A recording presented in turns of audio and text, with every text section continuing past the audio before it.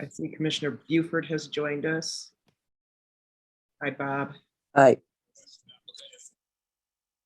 We are now good, Chairman. Sorry about the delay. No, not a problem at all. So good afternoon and welcome to the September 13th, 2022 regular meeting of the Community Development Commission of Chicago.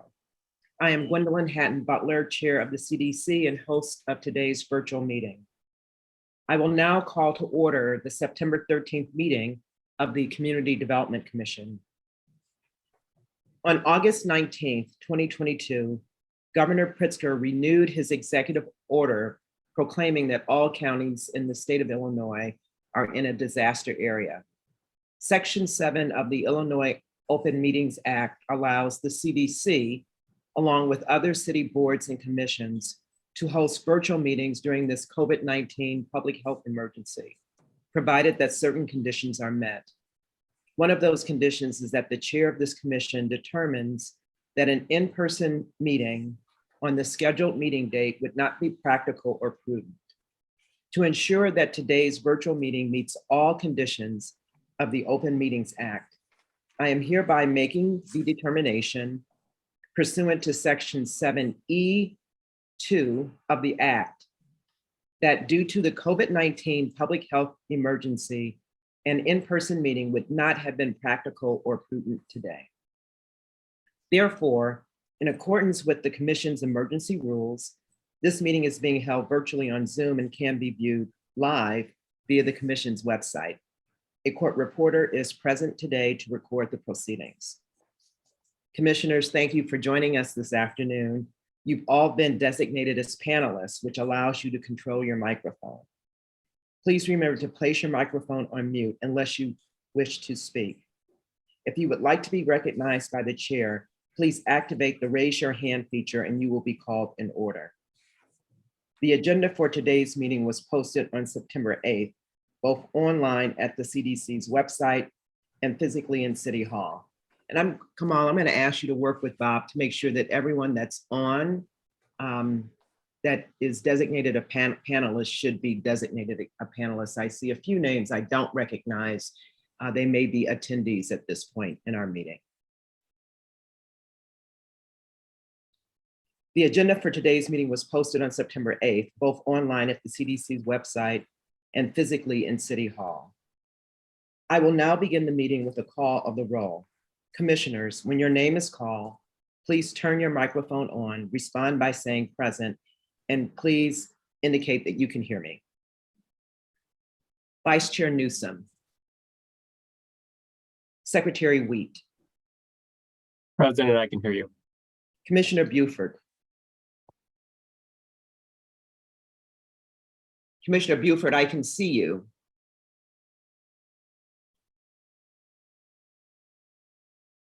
I'm sorry. I can see you, so you're present in the meeting. Yeah. Thank you. Commissioner Cepeda. Commissioner Chan McKibben. Yes, President, I can hear you. Thank you. Commissioner Cox. Commissioner Curtis. Present, and I can hear you. Commissioner Davis. Commissioner Gomez. Commissioner Griggs. Commissioner Thomas. Present, and I can hear you. Commissioner Trevino. Present, and I can hear you. Thank you. And Chairwoman Butler is here. We have a quorum. The first item on our agenda requests approval of the minutes from our previous meeting held on August 9th, 2022. The commissioners have had an opportunity to review the minutes, and if there are no corrections, I am looking for a motion to approve. Are there any corrections? May I have a motion to approve? So moved. So moved by Commissioner Thomas. Do I have a second? Second by Trevino. Thank you, Commissioner Trevino. In accordance with the Open Meetings Act, all votes are to be conducted by roll call so that each member's vote on each issue can be identified and recorded. Commissioners, if you were not in attendance during the August 9th meeting, please abstain from this vote. Vice Chair Newsom. Secretary Wheat. Abstain. Commissioner Buford. Commissioner Buford. Commissioner Buford, I'm not sure if you can hear us. That we should Here. be involved in. Okay, do you approve the meeting minutes? Yes. Yep. Okay, thank you. Commissioner Cepeda, Commissioner Chan McKibben, Yes, I approve. Commissioner Cox, Commissioner Curtis, Abstain. Commissioner Davis, Commissioner Gomez, Commissioner Griggs, Commissioner Thomas, Yes. Commissioner Trevino, Yes. Chair Butler votes yes, the motion passes. The public was given an opportunity to provide written comments up to 24 hours prior to the start of this meeting through the CDC email address, which is cdc@cityofchicago.org. There were no written comments in the CDC mailbox for today's meeting. Commissioners, before we go any further into our regular meeting agenda, our first item of old business requires us to recess from our regular CDC meeting in order to hold a required public hearing on the amendment of an existing TIF plan. Specifically, the Department of Planning and Development will be requesting approval of the redevelopment plan for the proposed Holman-Arthington TIF redevelopment project area amendment number 3. And to that end, we'll be accepting public comments. So we will now recess from the regular meeting of the Community Development Commission in order to hold the public hearing on the matter of the proposed Holman-Arthington TIF redevelopment project area amendment number 3, and to recommend or oppose adoption of amendment number 3 for the area. Now that we are in the public meeting, Emily Kish will present the staff report on behalf of the Department of Planning and Development. Good afternoon. My name is Emily Kish, and I am a project manager with the City of Chicago Department of Planning and Development. We're here to discuss the proposed extension of the existing Holman-Arthington TIF district for an additional 12 years to ensure an ongoing financial resource for future redevelopment in the area. As part of this extension process, we will amend the termination date, revise the budget, update the land use plan, and make minor changes to the plan language prior to receiving council approval. For your reference, the planning region of the Holman-Arthington TIF district is it's in the West Planning region, excuse me. It's in the 24th Ward, that's Alderperson Scott. Community areas are East Garfield Park and North Lawndale. Alderman Scott is supportive of the TIF amendment, and we did hold a community meeting on June 27th. Both taxpayers and residents attended the public meeting and were overall supportive of the amendment. The Holman-Arthington TIF district is generally bounded by Polk Street to the north, Independence Boulevard to the west, Fillmore Street to the south, and Kedzie Avenue to the east. The Holman-Arthington district was designated on February 5th, 1998, and absent this extension would be set to expire on December 31st of this year. In May 2021, the city received state authority to extend the life of the Holman-Arthington TIF district for an additional 12 years to allow for the continued redevelopment of the Holman-Arthington project area. Also, as part of this amendment, DPD is updating the general land use plan for the TIF district, which reflects current zoning. The Holman-Arthington TIF district largely comprises institutional and public uses, including the community center and UCAN housing development and residential development with a few pockets of mixed-use development. The linear open space designation just north of Fillmore Street is the future Altenheim Line rail trail. The goals for Holman-Arthington remain the same and include reducing or eliminating conditions that qualify the area as a blighted or conservation area, creating additional mixed income housing, redeveloping the former Sears building with a mix of commercial uses, funding public infrastructure improvements, land assembly and preparation, and funding open space and recreational amenities related to the future Altenheim Line rail trail. In order to advance these goals, the city has approved TIF funding for the following projects in the district. The Ulrich Children's Advantage Network, or UCAN campus at 3600 West Fillmore Street was a $39 million project that was allocated $2.5 million in TIF assistance. The 7-acre campus provides recreational and open space, a youth home with 70 beds, and an office building that offers support and outreach services. Homan Square Phase 6, located at 3601 West Arlington Street, was a roughly $14 million continuation of the Homan Square residential development on the former Sears Roebuck headquarters site. This project was allocated $3 million in TIF assistance. Lastly, TIF funds have been allocated for various street infrastructure improvements, including $255,000 for resurfacing and approximately $1 million for street lighting. We anticipate that future TIF-funded projects in the area will include further redevelopment of the former Sears campus, including the Allstate Insurance Building, additional mixed-income housing, and public improvements, including open space opportunities. Finally, the amended budget reflects the additional increment that will result from adding 12 years to the TIF district. Please note that the line item dollar figures for each category are for planning purposes. The only amount that can't change without council approval is the total redevelopment project cost line item. We will introduce the TIF amendment to City Council in October and plan to receive council's approval following Finance Committee in November. The next opportunity for public comment will be at Finance Committee in November. With that, I want to thank you all for your time, and we'll take any questions regarding this process.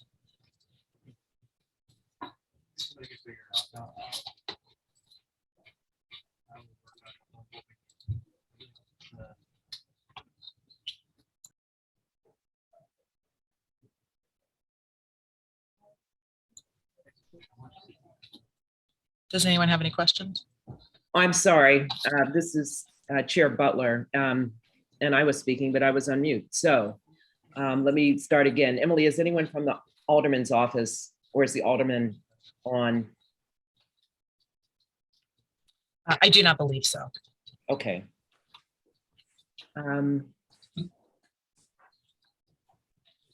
No written statements from the public were submitted on this matter. So commissioners, besides city staff, Bill James from Camiros Limited is the TIF consultant for this item and is here to help answer your questions. Commissioners, do you have any questions for the department or for the TIF consultant? Commissioner Wheat. Thank you, Madam Chair. Question for Emily or staff. Can you talk more about the comment during the public hearing? What did residents or businesses indicate an interest or desire to do with the extension of the TIF district? There were no specific requests. Again, this is just an extension of the TIF itself. So there weren't specific requests made for development or anything like that. If anything, there were questions regarding what the money is used for. Some members of the public, primarily residents, and we hear this fairly often, want to know how it can impact them personally with perhaps their house. We clarified that this is for largely redevelopment projects and as well as infrastructure and can't be used for individual residential development. We have fielded questions in the interim just about what this is and have directed folks to the Small Business Improvement Fund for smaller projects that may not be applicable for TIF financing, large scale TIF, as well as the Neighborhood Opportunity Fund, which is in this area and 79th Street. Follow-up question, but to be clear, I mean, apology, Madam Chair, may I ask follow-up? Yes, please. But there's nothing in the redevelopment agreement that would prohibit things like TIF-NIP or TIF-SPIF or other of those types of programs, which may not hit single family homes, but could do small multifamily support matching grants for programs, et cetera, right? So TIF can fund multifamily residential development, yes. And to be clear, each individual project has a redevelopment agreement. This is the redevelopment plan and it's extension of the TIF district. Okay. Commissioner Wheat, this is Tim Jeffries, Deputy Commissioner. I believe the TIF-NIP is not eligible per the TIF-NIP ordinance right now. That could change in the future, depending on what the Department of Housing wants to do with that program and where they deploy their resources. But you know, I don't think we would take it off the table. There's nothing in this action or this TIF district that eliminates that as a possibility. Just other things need to happen in the future for that to be a resource here. Okay, thank you. Secretary Wheat, any additional questions? No other questions. Thank you, Madam Chair. Thank you. Are there any further questions from members of the commission?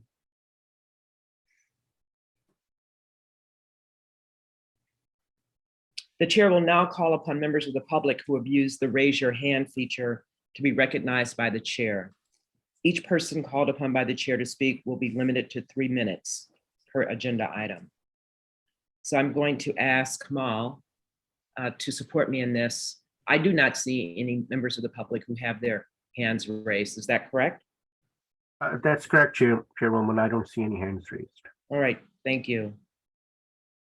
If there are no further questions or comments, we will now adjourn the public hearing and reopen the regular CDC meeting so that we can call the item to a vote. The resolution before us recommends to the City Council of the City of Chicago the approval of the redevelopment plan for the Holman Arlington Tiff redevelopment project area amendment number 3 and the adoption of amendment number 3 for the area. Do I have a motion? So moved, Curtis. Thank you, Commissioner Curtis. Do I have a second? Second, Grace Chan McKibben. Thank you, Commissioner Chan McKibben. In accordance with the Open Meetings Act, all votes are to be conducted by roll call so that each member's vote on each issue can be identified and recorded. Please signify your vote on approval of the motion by saying yes, no, or abstain. I'd like to acknowledge Vice Chair Newsom, who I believe has joined us and has been promoted to a panelist. So Vice Chair Newsom. Kamal is, she raised her hand. She has been having some issues with her audio, I believe. Okay, she raised her hand, yes, so we will consider that a yes vote. Secretary Wheat, Yes. Commissioner Brooks. I'm sorry, Bob, we need to take Commissioner Brooks off of this roll call. He's Okay, resigned from the commission okay. 2 months ago. Commissioner Buford, Yes. Commissioner Cepeda, Commissioner Chan McKibben, Yes. Commissioner Cox, Commissioner Curtis, Yes. Commissioner Davis, Commissioner Gomez, Commissioner Griggs, Commissioner Thomas, Yes. Commissioner Trevino, Yes. and Chairwoman Butler votes yes. The motion passes. Commissioners, for our second item of old business, we are once again required to recess from our regular CDC meeting in order to hold a required public hearing on the amendment of an existing TIF. Specifically, the Department of Planning and Development will be requesting approval of the redevelopment plan for the proposed 79th Street Corridor TIF redevelopment project area amendment number 3. And to that end, we'll be accepting public comments. So we will now recess from the regular meeting of the Community Development Commission in order to hold a public hearing on the matter of the proposed 79th Street Corridor Amendment number 3 TIF redevelopment project area and to recommend or oppose adoption of the tax increment financing for the area. Emily Kish will again present the staff report on behalf of the Department of Planning and Development. Good afternoon. My name is Emily Kish, and I am a project manager with the City of Chicago Department of Planning and Development. We're here to discuss the proposed extension of the existing 79th Street Corridor TIF district for an additional 12 years. The overall goal of this is to ensure that the TIF district will be an ongoing financial resource for projects that will continue the positive momentum that has been happening on 79th Street. As part of this extension process, we will amend the termination date, revise the budget, update the land use plan, and make minor changes to the plan language prior to receiving council approval. This district is in the Southeast Planning Region. Emily, I'm going to interrupt you. Can I ask everyone to go on mute that is not speaking? It's actually Miss Emily's Yeah, background. I just need to wrangle my coworkers over here for a second. This TIF district is in the Southeast Planning Region, the 17th Ward, Alderpersons Moore and Brookins. It's in the Auburn Gresham community area. Both Alderpersons Moore and Brookins are supportive of the TIF amendment. We did share the amendment with the public on June 23rd. Again, both taxpayers and residents attended the public meeting and were overall supportive of the amendment. Here we have a boundary map of the 79th Street Corridor TIF District, which generally runs along 75th Street, between Damon and Racine Avenues, along Racine Avenue between 75th and 79th Streets, and along 79th Street between Honore and Wallace Streets. These are the existing district boundaries and will remain the same with the amendment. The 79th Street Corridor TIF District was designated on July 8th, 1998, and absent this extension would be set to expire on December 31st of this year. In May 2021, the city received state authority to extend the life of the 79th Street Corridor TIF District for an additional 12 years to allow for the continued redevelopment of the 79th Street Corridor project area. As part of this amendment, DPD is updating the general land use plan for the TIF district, which reflects current zoning. The northern section of the 79th Street Corridor TIF district largely comprises industrial and commercial mixed-use development with some residential, while the southern portion of the district comprises mostly commercial development with pockets of residential, institutional, and public uses such as schools. The goals for 79th Street District remain the same and include concentrating commercial development at main intersections, redeveloping select buildings and vacant lots with non-retail uses, promoting commercial uses on Ashland and a mix of uses on Halsted and Racine, and enhancing educational facilities, street infrastructure, and public open spaces. As a designated Invest Southwest corridor, the momentum of 79th Street redevelopment will be strengthened by the extension of this district, which will ensure that TIF continues to provide financial support to future projects. In order to advance these goals, the city has approved TIF funding for the following projects in the district. The Auburn Gresham Healthy Lifestyle Hub, located at 845 West 79th Street, is a $16 million project that will redevelop a 4-story building into approximately 51,000 square feet as a multi-tenant space offering health and wellness services, community development services, and workforce development, with tenants that include UI Health and Broadway Pharmacy. The Auburn Park Metro Station that just broke ground recently is a roughly $28 million project that will create a fully accessible commuter rail station along Metro's existing Rock Island line. The city used TIF to help assist with site acquisition and environmental review. Lastly, approximately $2 million in TIF funds have been allocated for various public improvement projects, including street infrastructure projects and CPS playgrounds. The Auburn Gresham Apartments is a $43 million Invest Southwest redevelopment project that has been allocated $15 million in TIF assistance. Located at 834 and 757 West 79th Street, the project will provide 58 low and moderate income housing units and ground floor retail. We anticipate that future TIF funded projects in the area will include continued economic development in conjunction with Mayor Lightfoot's Invest Southwest initiative, which has prioritized redevelopment along 79th Street, and the ongoing small business improvement program, which is financed with TIF dollars. Equitable transit-oriented development associated with the future metro station, and additional public infrastructure maintenance and improvement projects. Finally, the amended budget reflects how additional increment will be generated during the 12-year extension of the district. How the additional increment that will be generated during the 12-year extension of the district should be allocated. Please know that the line item dollar figures for each category are for planning purposes. The only amount that can't change without city council approval is the total redevelopment project cost line item. We will introduce the TIF amendment to City Council in October and plan to receive Council's approval following the Finance Committee in November. The next opportunity for public comment will be at Finance Committee in November. With that, I want to thank you all for your time, and we'll take any questions regarding this process. Thank you, Emily. I'd like to recognize Alderman David Moore and Alderman Howard Brookings Jr. if either are on this call and would like to make a comment. Emily, are you anticipating anyone from the Alderman's office? We are not. All right, thank you. No written statements from the public were submitted on this matter. Bill James, from Camaros Limited is also the TIF consultant for this item and is here to help answer any questions that the CDC commissioners may have. Commissioners, do you have any questions for DPD or the TIF consultant?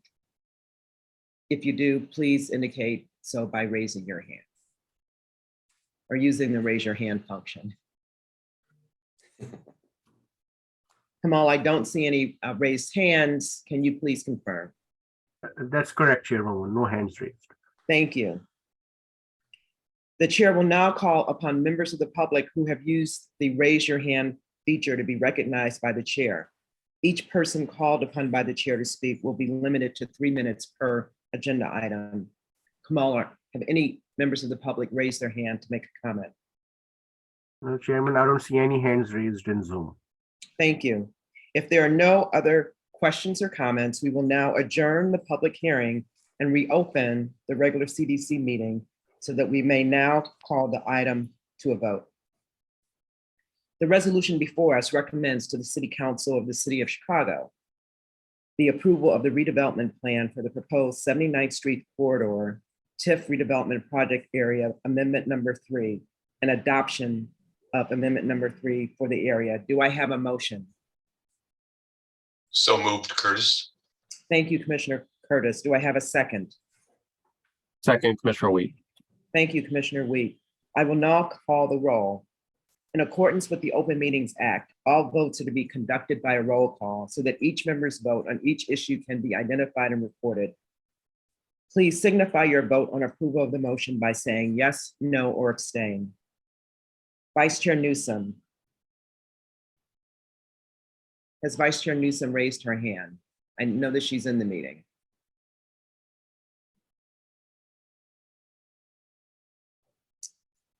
Kamal, can you see if you can get Vice Chair Newsom promoted as a panelist on your end?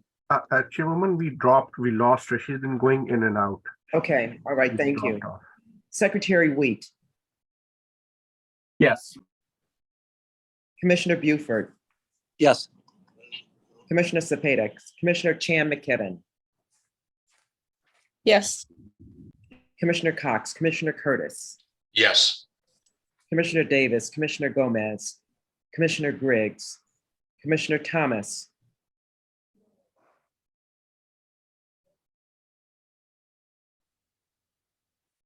Commissioner Thomas, Abstain. thank you. Commissioner Trevino Yes. and Chairwoman Butler votes yes. The motion passes. For the first item of new business listed as item A under the new business section of our agenda, the Department of Planning and Development is requesting that the CDC accept for review the amended redevelopment plan for the proposed 43rd Cottage Grove Tax Increment Financing Redevelopment Project Area Amendment number 3 and set dates for a public meeting of the Joint Review Board and a public hearing. As the details of the proposed amendment to the TIF redevelopment plan will be thoroughly discussed at the upcoming public hearing, there will be no presentation at this time. There will also be opportunities to ask questions about the amended redevelopment plan during the public hearing, so I will now call the item to vote. The resolution before us requests that the CDC accept for review the amended redevelopment plan for the proposed 43rd Cottage Grove Tax Increment Financing Redevelopment Project Area Amendment number 3, and to set dates for a public meeting of the Joint Review Board and a public hearing. Do I have a motion? Madam So Chair, moved. Oh, sorry, go ahead. ahead. I move that we accept for review and set dates for a public hearing this matter. Thank you, Commissioner Thomas. Do I have a second? Second from Grace Chan McKibben. Thank you, Commissioner Chan McKibben. I will now call the item for a vote. Please signify your vote on approval of the motion by saying yes, no, or abstain. Is Vice Chair Newsom back in the meeting, Kamal? I don't see her. All right, thank you. Secretary Wheat, Yes. Commissioner Buford, Yes. Commissioner Cepeda, Commissioner Chan McKibben, Yes. Yes. Commissioner Cox, Commissioner Curtis, Yes. Commissioner Davis, Commissioner Gomez, Commissioner Griggs, Commissioner Thomas, Yes. Commissioner Trevino, Yes. and Chair Butler votes yes, the motion passes. For our second item of new business, listed as item B under the new business section of our agenda, the Department of Planning and Development is requesting that the CDC accept for its review the amended redevelopment plan for the proposed Bronzeville Tax Increment Financing Redevelopment Project Area, Amendment Number 5, and set dates for a public meeting of the Joint Review Board and a public hearing. As the details of the proposed amendment to the TIF redevelopment plan will be thoroughly discussed at the upcoming public hearing, there will be no presentation at this time. There will also be opportunities to ask questions about the amended redevelopment plan during the public hearing, so I will now call the item to a vote. The resolution before us requests that the CDC accept for review the amended redevelopment plan for the proposed Bronzeville Tax Increment Financing Redevelopment Project Area, Amendment Number 6, and to set dates for a public meeting of the Joint Review Board and a public hearing. Do I have a motion? Madam Chair, I move that we accept for review and set dates for the public hearing on this item. Thank you, Commissioner Thomas. Do I have a second? Second, Curtis. All right, thank you, Commissioner Curtis. I will now call the item for a vote. Please signify your vote on approval of the motion by saying yes, no, or abstain. Vice Chair Newsom. Secretary Wheat. Yes, and Madam Chair, I think Vice Chair Newsom just raised her hand, so. Yes, thank you. Yeah. Thank you. And thank you, Vice Chair Newsom. Commissioner Cepeda. Commissioner Chan McKibben. Yes. Commissioner Cox. Commissioner Curtis. Yes. Commissioner Davis. Commissioner Gomez. Commissioner Griggs. Commissioner Thomas. Yes. Commissioner Trevino. Yes. And Chair Butler votes yes, the motion passes. For our next item of new business, which is Madam item. Chair, Yes, I think, is Commissioner Buford raising his hand? Yes, Sorry to interrupt you. I don't know if you called on me. you know what, I think I did, but thank you for interrupting me, Secretary Wheat, and so that I can acknowledge Commissioner Buford's vote. Do you vote yes, no, or abstain on this matter? Yes. Thank you. Got to make sure the secretary has everything straight. So I'm glad you're I'm glad you're keeping track, Chris. Okay, for our next item of new business, which is item C on the published agenda, the Department of Planning and Redevelopment is requesting that the CDC accept for its review the amended redevelopment plan for the proposed Madden Wells Tax Increment Financing Redevelopment Project Area, Amendment Number 1, and to set dates for a public meeting of the Joint Review Board and for a public hearing. As the details of the proposed amendment to the TIF redevelopment plan will be thoroughly discussed at the requested public hearing, there will be no presentation at this time. I will now call the item to a vote. The resolution before us requests that the CDC accepts for its review the amended redevelopment plan, Amendment Number 1, for the proposed Madden Wells Tax Increment Financing Redevelopment Project Area, and authority to set dates for a public meeting of the Joint Review Board and for a public hearing. Do I have a motion? Madam Chairman, I move that we accept for review and set dates for the public hearing for this item. Thank you, Commissioner Thomas. Do I have a second? Second, Curtis. Thank you, Commissioner Curtis. I will now call the roll. In accordance with the Open Meetings Act, all votes are to be conducted by roll call so that each member's vote on each issue can be identified and recorded. Please signify your vote on approval of the motion by saying yes, no, or abstain. Vice Chair Newsom. Yes, she has raised her hand. Thank you, Vice Chair Newsom. Secretary Wheat, Yes. Commissioner Buford, Yes. Commissioner Cepeda, Commissioner Chan McKibben, Yes. Commissioner Cox, Commissioner Curtis, Yes. Commissioner Davis, Commissioner Gomez, Commissioner Griggs, Commissioner Thomas, Yes. Commissioner Trevino. Yes. Chairwoman Butler votes yes, the motion passes.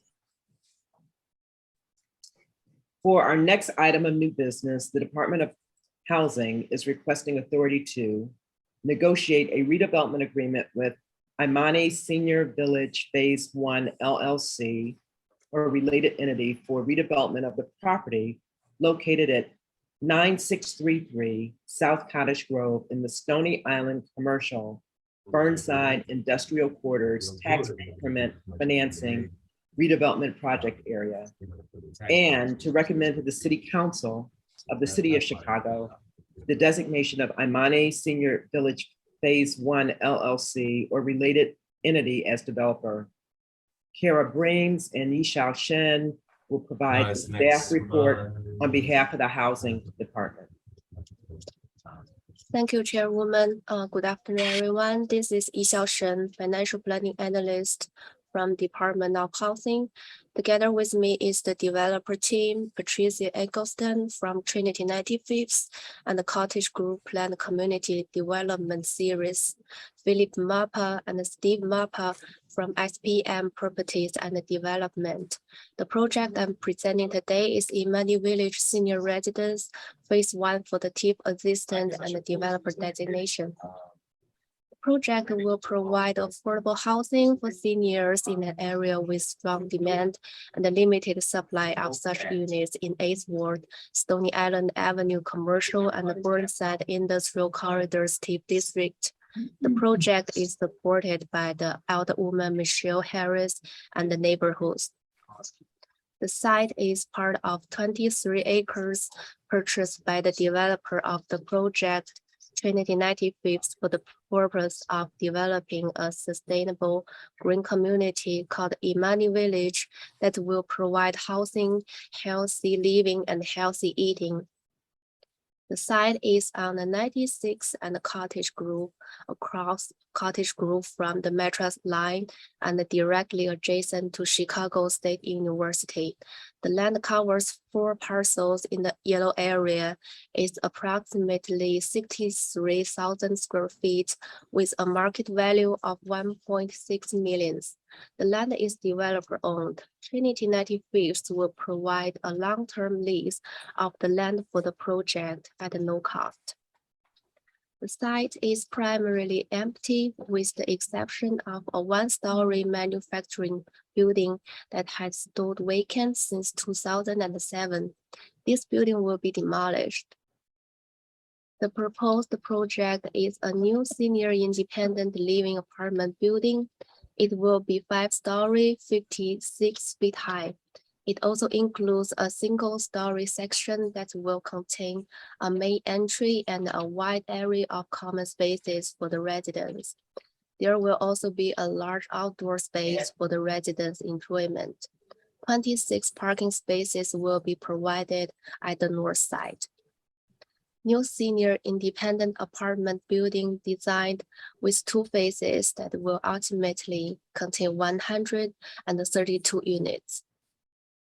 The owner will be Imani Senior Village Phase 1. The general partner is a joint venture between Trinity 95th and SPM Properties. The GC is All Construction Group. Syndicator will select it shortly and will hold 99.99% of the ownership. The building will provide 70 rental units for 1 and 2 bedroom, of which 23% will be affordable to the tenants earning 30% or less AMI, and the remaining units will be held for 60% AMI. Tenants pay the utilities including electric for cooking, lights, and appliances. The project requests grants from City of Chicago, including TIF, 9% low-income housing tax credits, DOH soft fund and O grant, and Illinois donation tax credits. Other funding sources, including a private mortgage, ComEd grant, GPACT, a deferred developer fee, as well as funds from the state. The total development cost will be $31 million, with per unit cost of $452,000 and per square feet of $406. Total TIF request is up to $8,050,757 from Stony Island Avenue Commercial and Burnside Industrial Corridors TIF District. TIF assistance will be provided to the developer in 3 equal payments. The request from CDC today is the designation of Imani Senior Village Phase 1 LLC as the developer and to negotiate a redevelopment agreement with the development team.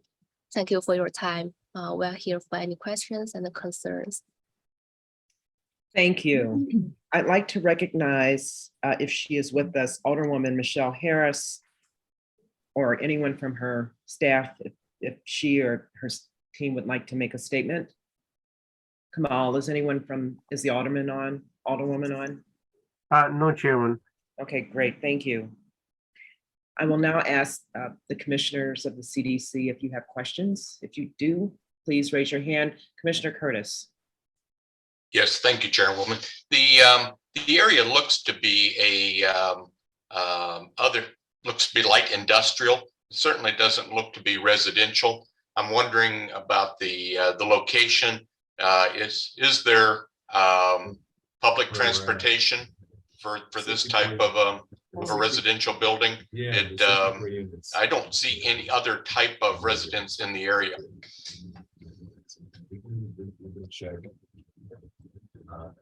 Okay, so it will be the large picture is the Imani Village, and there will be food market, residential centers. So it's big picture of the whole project, and the residential buildings will be 2 phases. This is the first phase, and the second phase will be the building next to it. You see the other building, and it will provide 132 affordable units to senior residents. I'm sorry, May. Are there the rest of the development that you were showing? Do you have a timeline on that, on the rest of that project? Yes, we are targeting September City Council for introduction for the full financing and hopefully pass for the following months and closing by the end of this year. I'm questioning the rest of the project that you were showing there. You had a map development site.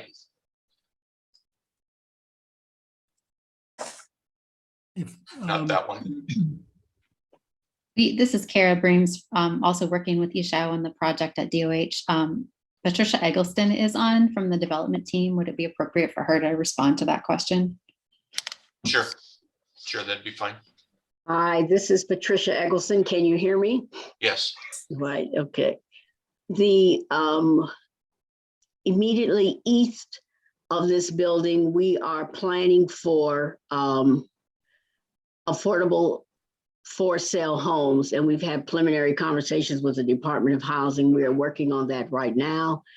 As our City of Chicago team talked about, well, we're going to have about 80 units of affordable for sale homes. Okay, so that's going to be immediately east, and immediately east of there is Cottage Grove Heights, which is a residential community. You can't really see it from the sites that you have here, but they're less than I don't know.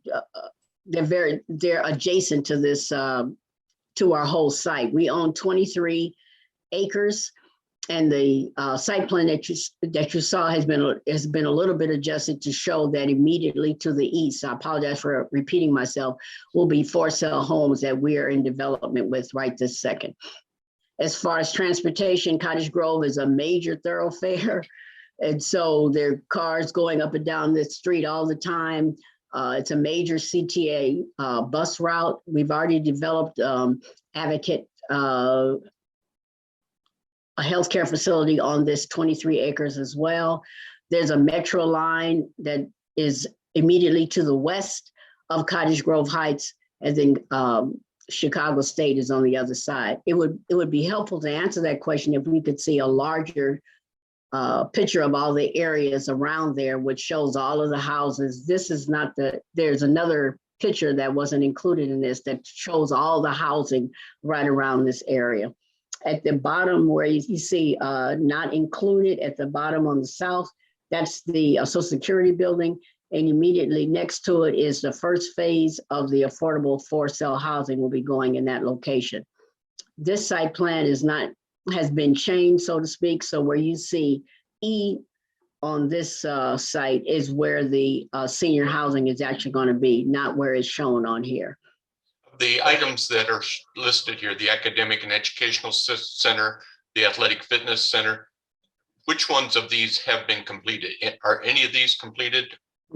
Not those, the ones up in A, that has been completed. The Advocate Healthcare Center has been completed. That was our first project. And as I said, the ones that are showed like down in area G, although this is not the exact site plan, that's what we're working on right this second in terms of the affordable housing that's going to go up in that location right there. You mentioned a metro station. Is there, or metro line, is there a metro station? There's a metro station at 95th and Cottage Grove. You see the Illinois Central Railroad. Also next to the railroad is the metro station. It doesn't show on this. And there is a station at 95th and Cottage Grove. In fact, it's going through renovation right this second. Thank you. Mm-hmm. Commissioner Curtis, any additional questions? No, that was all. Thank you for the time. Okay, thank you. Commissioner Thomas. Thank you, Madam Chairman. Before I ask my question, just to add answers to Commissioner Curtis, this site is a block away from the 95th Street. There's a 95th Street CTA route, which could take them right to 95th and the Red Line. So there's a lot of transportation in this area for any residents that are here or will come here. That's helpful. When I look at the street map, it looks a little desolate. Thank you. Right, but Cottage Grove is a major street, and a block away is 95th Street, which is another major street. It has public transportation on it, including the Metro line. And then 4 blocks from there is the, maybe 6 blocks from there is the Red Line. That'll take you all the way up to Evanston. My question is regarding Imani Senior Village Phase 1 LLC, which is the property owner. I can't tell who's for-profit and not-for-profit on this diagram of ownership. Imani, I'm sorry. Who's speaking? Who's speaking? This is I'm sorry. Patricia. Just so that everyone understands from the development teams that are speaking or will speak, you must introduce yourself each time you speak. Thank you. Oh, thank you. I apologize for that. I am Patricia Eggleston, and I am with 95th and Cottage Grove Planned Community Development. We are the not-for-profit. We are LLC developed by the Trinity United Church of Christ, single member LLC. To the Department of Planning, is there a for-profit owner of this land and development? Can you hear me? Phil, I think this is Kara Breams from the City of Chicago Department of Housing. So Yes, so it's a joint venture. The development is a joint venture between SPM Properties and Development, and Phil Mappa, who is about to speak there, is the principal of SPM, and the Trinity 95th and Cottage Grove Plan Community Development, which is the nonprofit. So it's a joint venture between a for-profit and a nonprofit. And the I'm sorry, go ahead, please, Commissioner Thomas. the nonprofit has 0.01% and the for-profit has 99.99%. No, it's a 60-40 split. So the nonprofit has 40, the for-profit has 60. Madam Chair, in our documents, we have that description and then we have a chart which has a different description. And I believe we are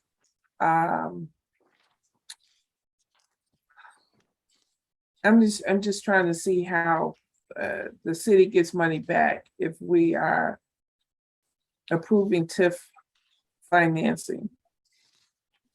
So the 99% that you're referring to, I don't know that we have. I'm sorry, can you please introduce yourself? Sorry, this is Kara Breams, Department of Housing. The 99% that you're referring to is would be the syndicator ownership for the tax credit structure. But the development team, the development team then would own 0.01%. But the development team would be the ultimate owner of the project. And the RDA would be negotiated with the development team. To answer your question. And can you give me the development team's name again? Yes, it's Trinity 95th and Cottage Grove Plan Community Development Series LLC. And that is a for-profit entity. That is it's Amani Senior Village Phase 1 LLC, which consists of the Trinity United entity, which is 40%, that's the nonprofit, and the SPM Properties and Development, which is the for-profit. Okay, Madam Chair, my question is, who is the for-profit entity that will be paying real estate taxes on this site? Madam Chairman, this is Phil Mappa. Can you hear me? Yes. I am one of the owners of SPM Properties.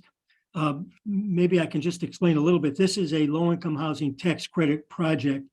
And I believe when you're looking at the 99%, that is the adjusted ownership after the tax credit investor invests in the project. As the project is now, it's a joint venture with the Trinity 95th and Cottage Grove series and SPM Properties. The Trinity is a nonprofit.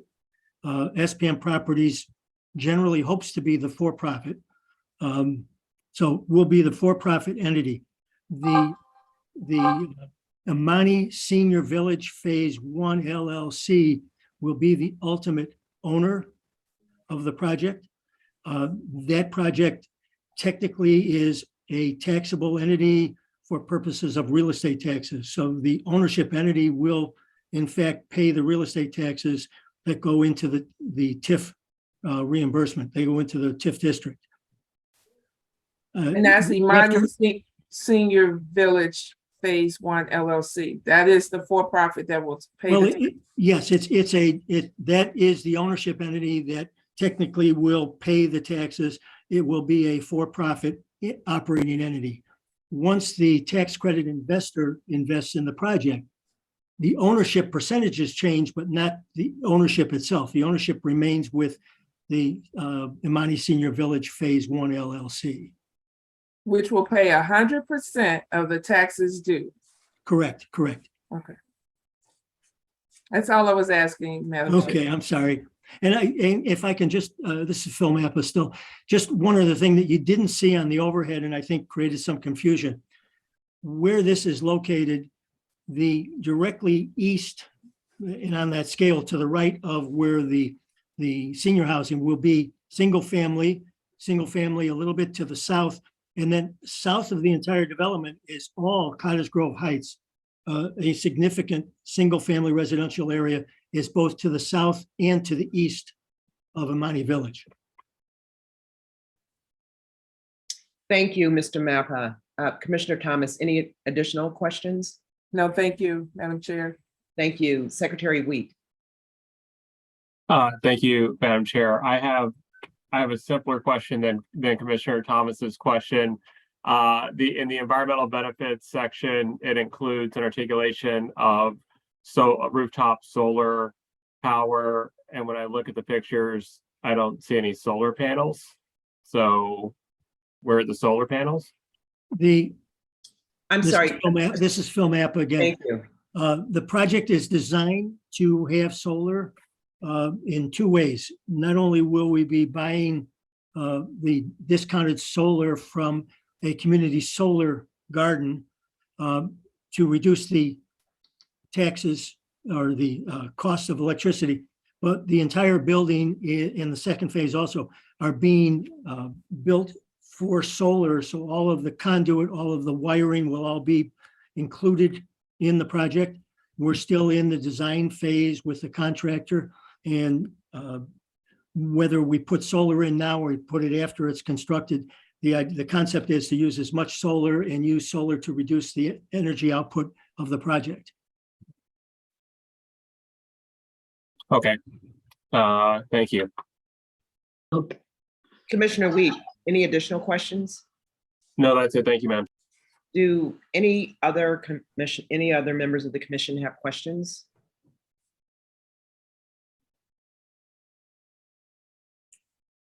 Kamal, do you see any hands raised from members of the commission?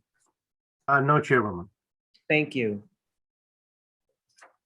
Commissioners, the resolution before us requests authority for the Department of Housing to negotiate a redevelopment agreement with Imani Senior Village Phase 1 LLC or related entity for redevelopment of the property located at 9633 South Cottage Grove in the Stony Island Commercial Burnside Industrial Corridor Tax Increment Financing Redevelopment Project Area, and to recommend to the City Council of the City of Chicago the designation of Amani Senior Village Phase 1 LLC or related entity as developer. Do I have a motion? Kamal, I need to see the screen of the commissioners, please. So move, Commissioner Thomas. Thank you, Commissioner Thomas. Do I have a second? Second, Curtis.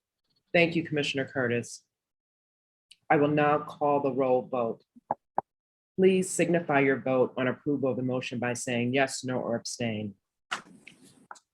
Vice Chair Newsom. Thank you. She votes yes by raised hand. Secretary Wheat. Yes. Commissioner Buford. Yes. Commissioner Cepeda. Commissioner Chan McKibben. Yes.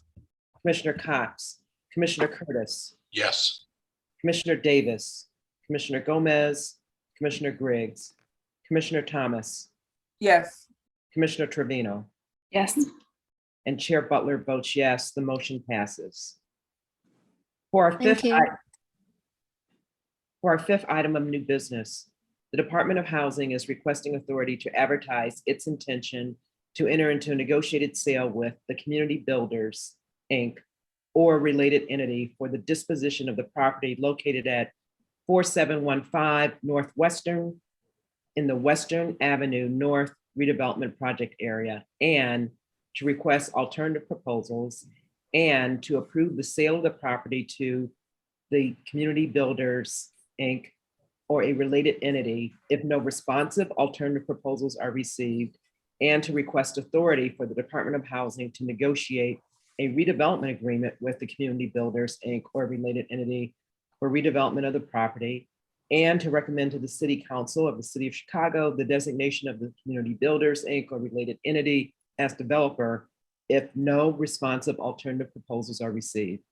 Cara Breams will provide the staff report for this item on behalf of the Department of Housing. Good afternoon, Commissioners. Just confirming that you can see my screen. Yes. Okay, thank you.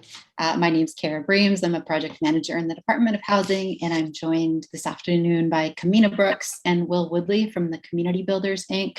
and Gabrielle Ignacio Jakiewicz, principal of Design Bridge and the Bohr Company. The project is located at 4715 Northwestern in the 47th Ward, where Alderman Martin is supportive of the project. It's in Lincoln Square in the Western Avenue North TIF. Again, Alderman Martin is supportive. Also supportive are the groups listed here, including the Lincoln Square Ravenswood Chamber of Commerce and 4 additional neighborhood groups. The developer is the Community Builders, Inc. TCB is a nonprofit real estate developer started in 1964. They established a presence in Chicago roughly 20 years ago, and since then have developed 1,700 residential units in Chicago with another 750 under construction. Projects in Chicago include the Oakwood Shores redevelopment of CHA's Madden Wealth Public Housing Project, which includes many phases. The Bohr Company is an MBE development firm owned by Design Bridge owner Gabriel Ignacio Dikowicz. The Bohr Company will participate as co-developer for the project. Design Bridge is an MBE architecture firm with a 36-year history in Chicago, building new construction and rehab over 2,000 residential units, including affordable rental at Casa Carretero, Casa Durango, and 1237 North California. I'll note here that following DOH policy, the GC will be selected from at least 3 competing bids prior to council. They, like all city-funded projects, they will need to meet the 26 and 6 MBE WBE requirement. TCB has their own internal goal, which exceeds the city's requirement. TCB looks to provide 30 and 10 MBE WBE. Chairperson Butler asked me to provide a list, to share a list of the directors and officers of TCB, and those are indicated here.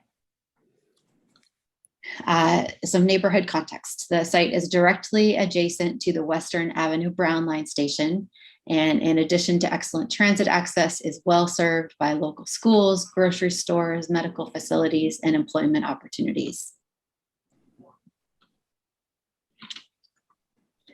The city owns 6 pins that make up the site. We are seeking to sell these 6 pins to the developer for $1 each to enable this development.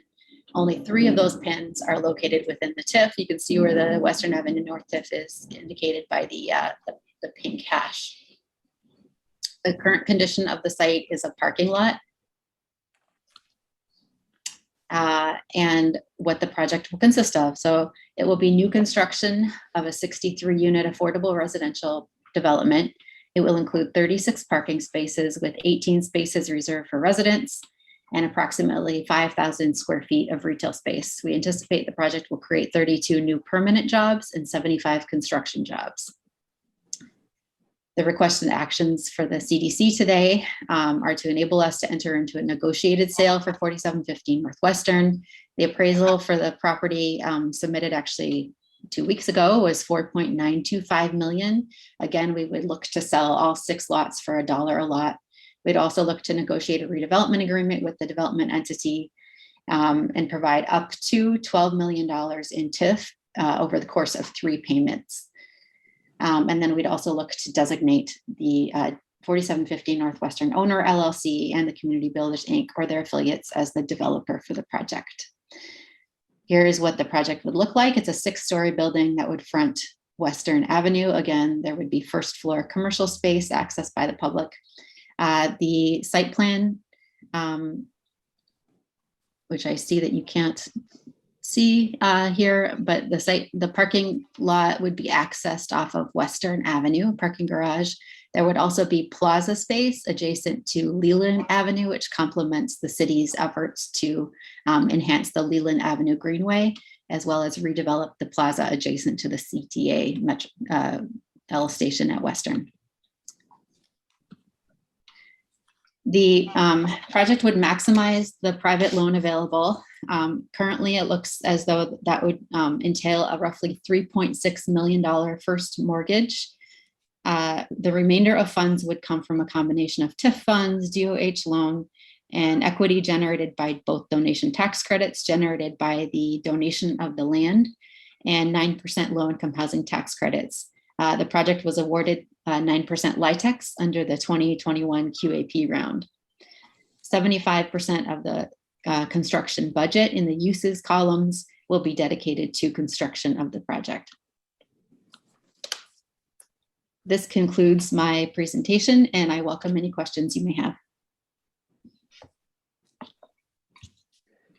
Thank you, Kara. Commissioners, do you have any questions for the Department of Housing or the development team?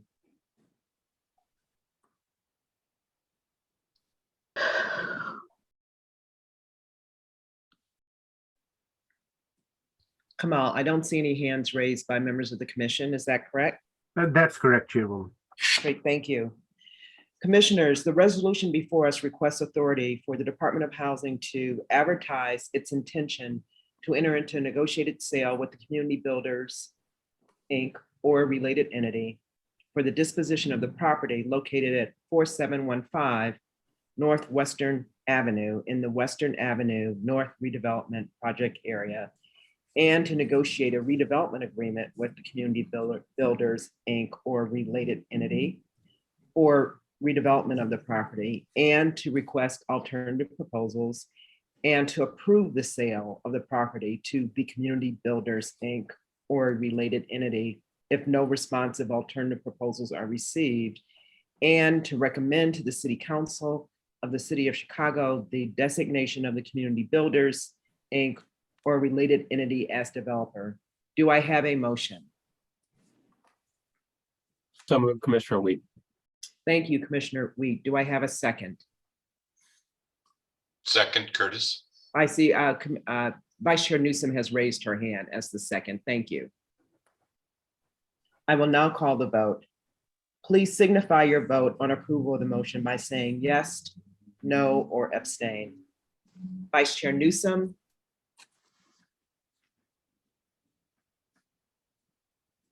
Votes yes by utilizing the raise your hand function. Secretary Wheat, Yes.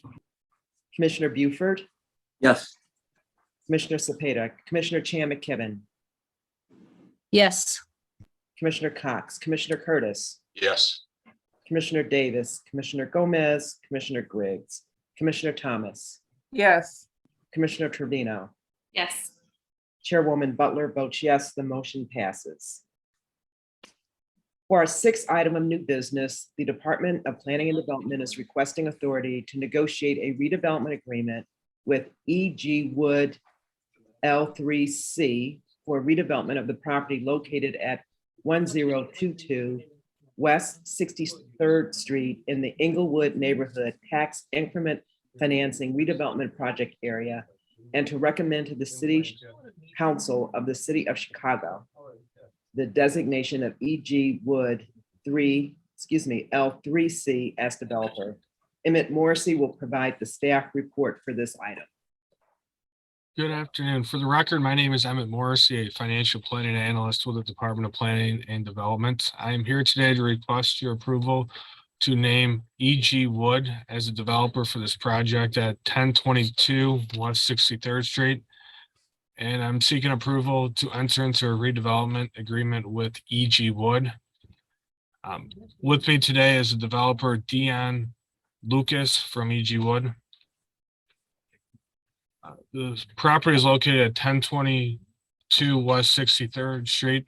It's located in the 16th Ward in the Inglewood community area. It's located in the Inglewood neighborhood TIF district. This slide shows a neighborhood context view of the subject property with the red dot along 63rd Street. This slide shows outlined, highlighted in blue, the subject PIN number associated with this development. The total site size is 6,000 square feet. The project aims to revitalize the building's character. The subject property is a two-story building containing a total of 10,432 square feet. This includes the basement area of the facility that will also be refinished. It sits on a 6,000 square foot site. The completed development will have 3 retail spaces on the ground floor, along with 2 offices on the second floor. Tenants of the property include Ellie's Urban Grill, Pasta Peas, and Inglewood Kitchen. Eli's provides a casual dining experience with sports and entertainment theme. Inglewood Kitchen is a co-sharing workspace for culinary artists that aspire to open up full-service restaurants. And Pasta Peas is a casual soul food restaurant that serves an inspirational kitchen, providing a dining experience for the residents of Inglewood. The total TIF amount is 3.9 million and the total project cost is 5.33 million. Total project cost includes revitalizing the exterior of the facility, as long as finishing off the furniture and equipment for the proposed tenants of the facility. The project has a 12-month construction timeline period. This slide shows the current condition of the subject property. As you can see, it is in need of revitalization. This slide shows the renderings of the proposed facility. Yeah, that sounds good. The project is being funded through a combination of equity, lender fund financing, a grant from the Chicago Community Trust, and the 3.9 million of proposed TIF funding. Once we actually have. Acquisition came through the Cook County Land Bank, totaling approximately 50,000. Our construction cost total 4.5 million, and soft cost is approximately 770,000. The Department of Planning and Development strongly supports this project because it will create 20 to 30 new full-time positions. And the facility will have an incubator kitchen for new restaurant entrepreneurs. And this project will provide a casual dining experience that residents of the community can enjoy. The total investment is 5.33 million. MBE and WB participation is required on the higher construction costs, along with prevailing wages and City of Chicago residency requirements. This will complete and refinish and bring a vacant property back into productive use and get the property back on the paying as the tax rolls. The city protections include a redevelopment agreement with standard procedures to make sure the project is completed and funded properly. I'm here today to request your approval. I'm joined today by the developer, and we are happy to answer any questions the committee may have. Thank you.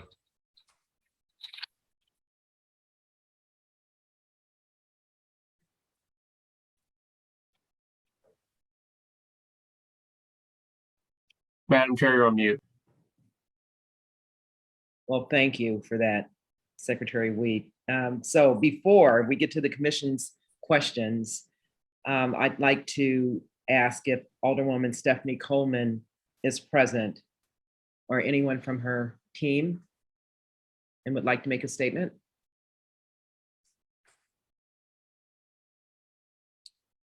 So, commissioners, do you have any questions for the department? And Secretary Wheat? Thank you, Madam Chair.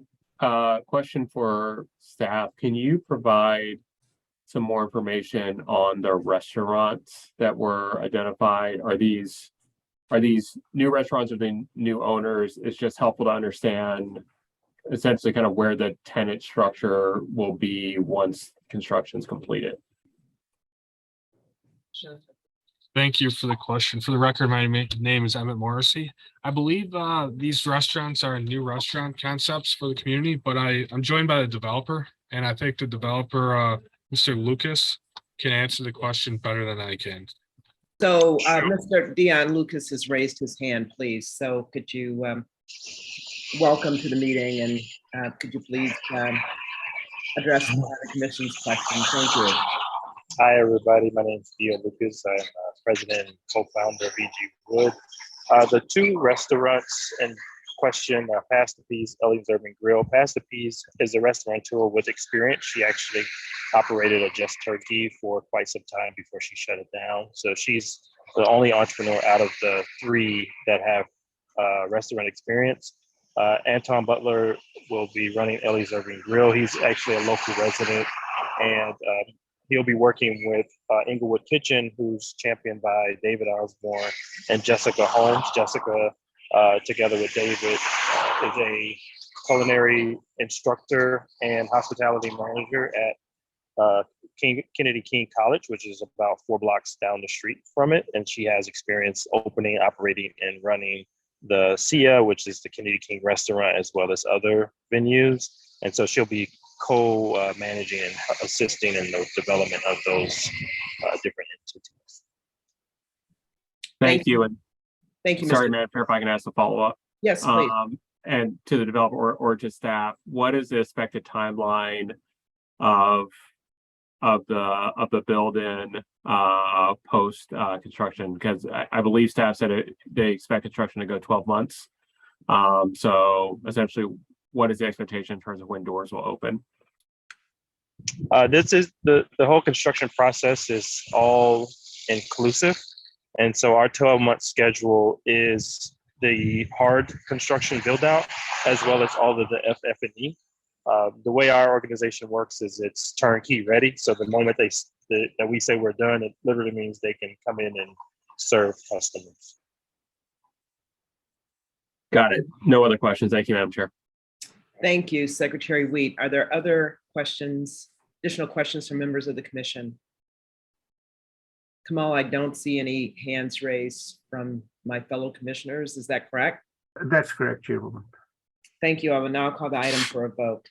Commissioners, the resolution before us requests authority for the Department of Planning and Development to negotiate a redevelopment agreement with E.G. Wood L3C for redevelopment of the property located at 1022 West 63rd Street in the Inglewood Neighborhood Tax Increment Financing Redevelopment Project Area, and to recommend to the City Council of the City of Chicago the designation of E.G. Wood L3C as developer. Do I have a motion?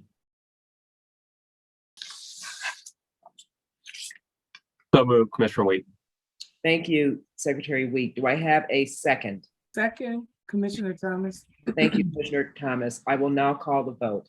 Please signify your vote on approval of the motion by saying yes, no, or abstain. Vice Chair Newsom. Vice Chair Newsom votes yes by utilizing the raise your hand function. Secretary Wheat. Yes. Commissioner Buford. Yes. Commissioner Cepeda. Commissioner Chan McKibben. Apologies, yes. Commissioner Cox. Commissioner Curtis. Abstain. Commissioner Davis. Commissioner Gomez. Commissioner Griggs. Commissioner Thomas. Yes. Commissioner Trevino. Yes. And Chairwoman Butler votes yes. The motion passes. For our seventh item of new business, the Department of Housing is requesting authority to advertise its intention to enter into a negotiated sale with the Habitat Company and P3 Markets, a joint venture or a related entity, for the disposition of the properties located at 4309 South Prairie Avenue and 4311 South Prairie Avenue in the 47th and King Drive Tax Increment Financing Redevelopment Project Area, and to request alternative proposals and to approve the sale of the property to the Habitat Company and P3 Markets, a joint venture or a related entity, if no responsive alternative proposals are received, and to request authority for the Department of Housing to negotiate a redevelopment agreement with the Habitat Company and P3 Markets, a joint venture or a related entity for redevelopment of the property, and to recommend to the City Council of the City of Chicago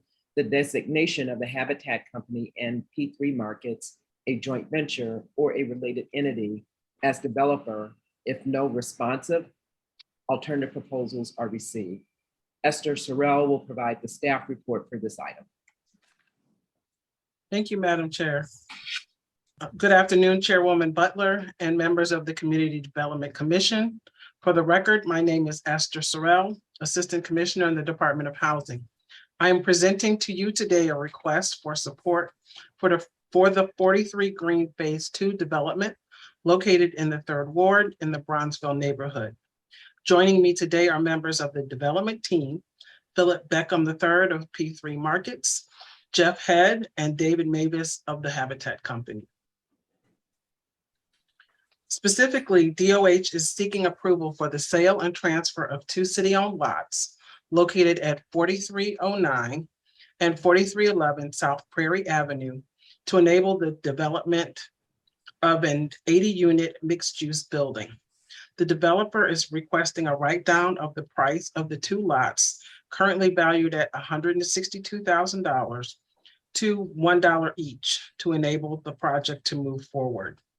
In addition to the 2 lots, the development team seeks $10 million in financial support from the 47th and King Drive TIF, and to negotiate a redevelopment agreement with the development team.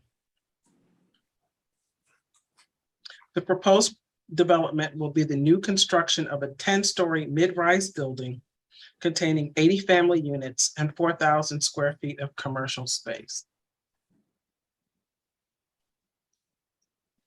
Again, the development team seeks the negotiated sale of 2 city-owned lots for the purchase price of $1 per lot.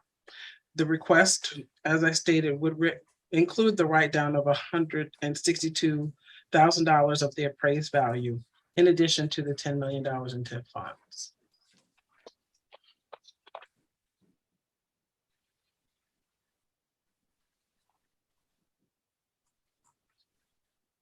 The project will provide affordable and market rate housing for individuals and families in an area with strong demand and limited supply for such units. Additional public benefits include additional retail services, enhanced streetscaping, and proximity to public transportation. The project conforms to the goals and objectives of the 47th and King TIF by creating new residential opportunities in the redevelopment project area, strengthening the economic well-being of the redevelopment area, creating 100 construction jobs and 18 permanent jobs, and encouraging the participation of minorities and women in the redevelopment process. The development team sought community input for the 4 phases of the site, and the proposed project was enthusiastically received and supported. There was also strong support for the inclusion of Black-owned businesses in the commercial spaces of the site. Alderwoman Pat Dowell has indicated her commitment to the project with a letter of support and is present today. 43 Green Phase 2 will be located at the southwest corner of East 43rd Street and South Prairie Avenue. The neighborhood surrounding the proposed development consists primarily of single-family homes, 2 to 4 flats, and vacant sites ready for infill housing investment. The site abuts the 43 Green Line CTA station, and the Hadia Pendleton Park is nearby.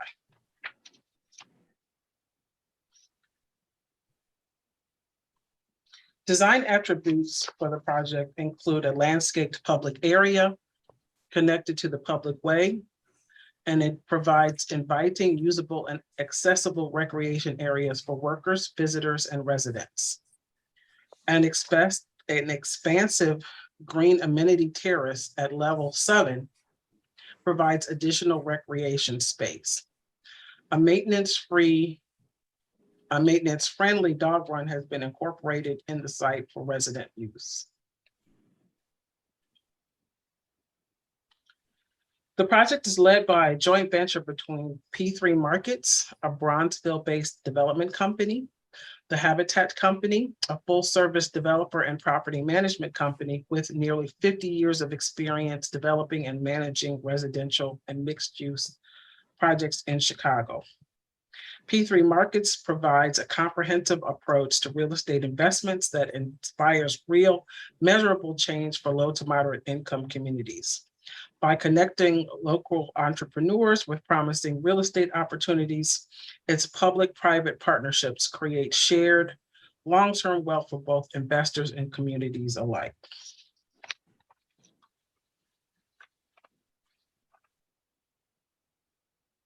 The joint venture for the development includes a 70-30 ownership split between the Habitat Company and P3 Markets. Regarding the design team, Moody Nolan and Landon Bone Baker combined with Beehive Architects to create a community-based approach focusing on affordable housing. Moody Nolan has 20% of the billable hours for this project. For the design costs, Beehive has 10% of the billable hours and Landon Bone Baker has 70%. The general contractor would be a joint venture 50-50 between the BOA Group and McHugh Construction.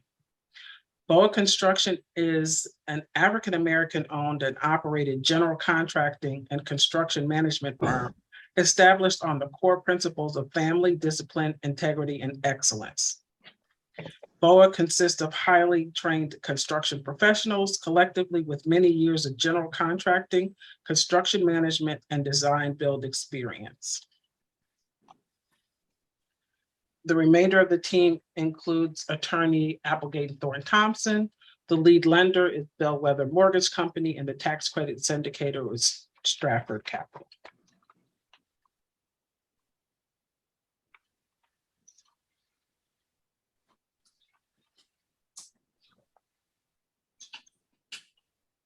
In addition to the 2 lots and $10 million in TIF funding, the development will be financed with a HUD 221D4 mortgage sponsored by Bellwether. Equity from low-income housing tax credits will be provided by Stratford Capital.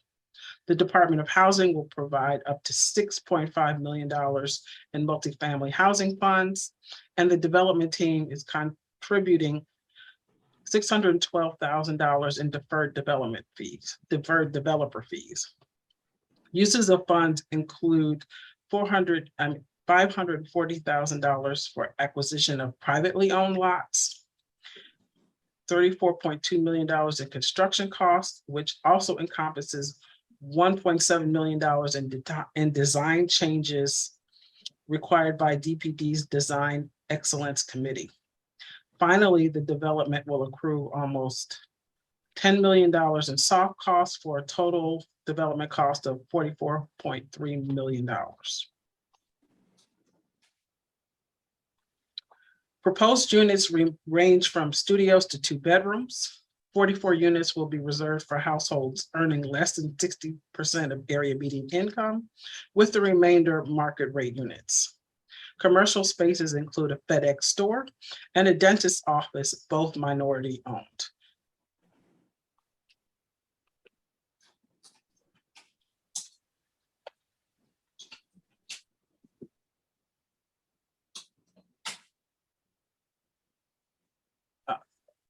Concerning our next steps, after CDC consideration today, we will complete the remainder of the legislative process with internal loan committee and introduction to city council scheduled in October of 2022.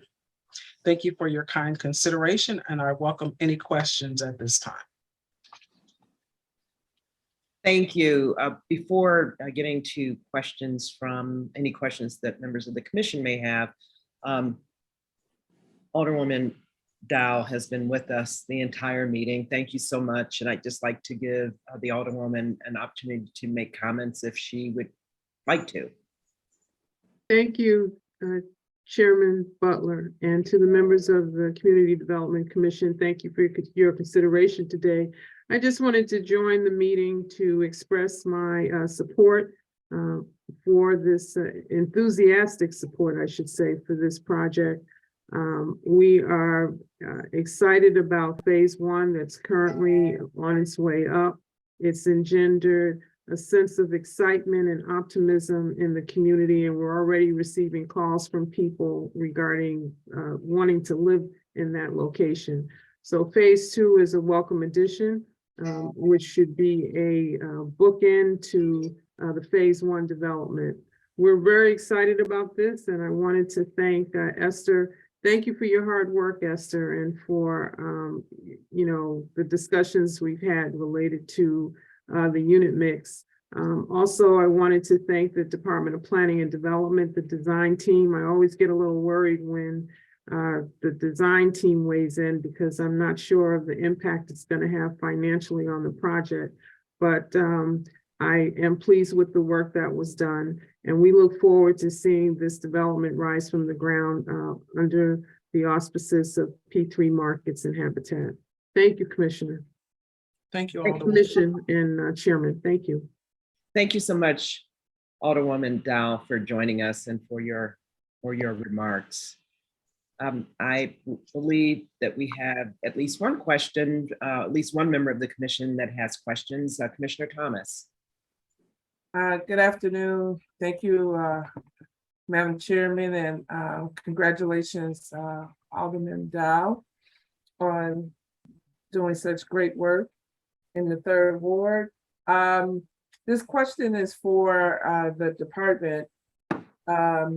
Who is the owner of the land and development? Is that the 43rd and Prairie Phase 2 LP?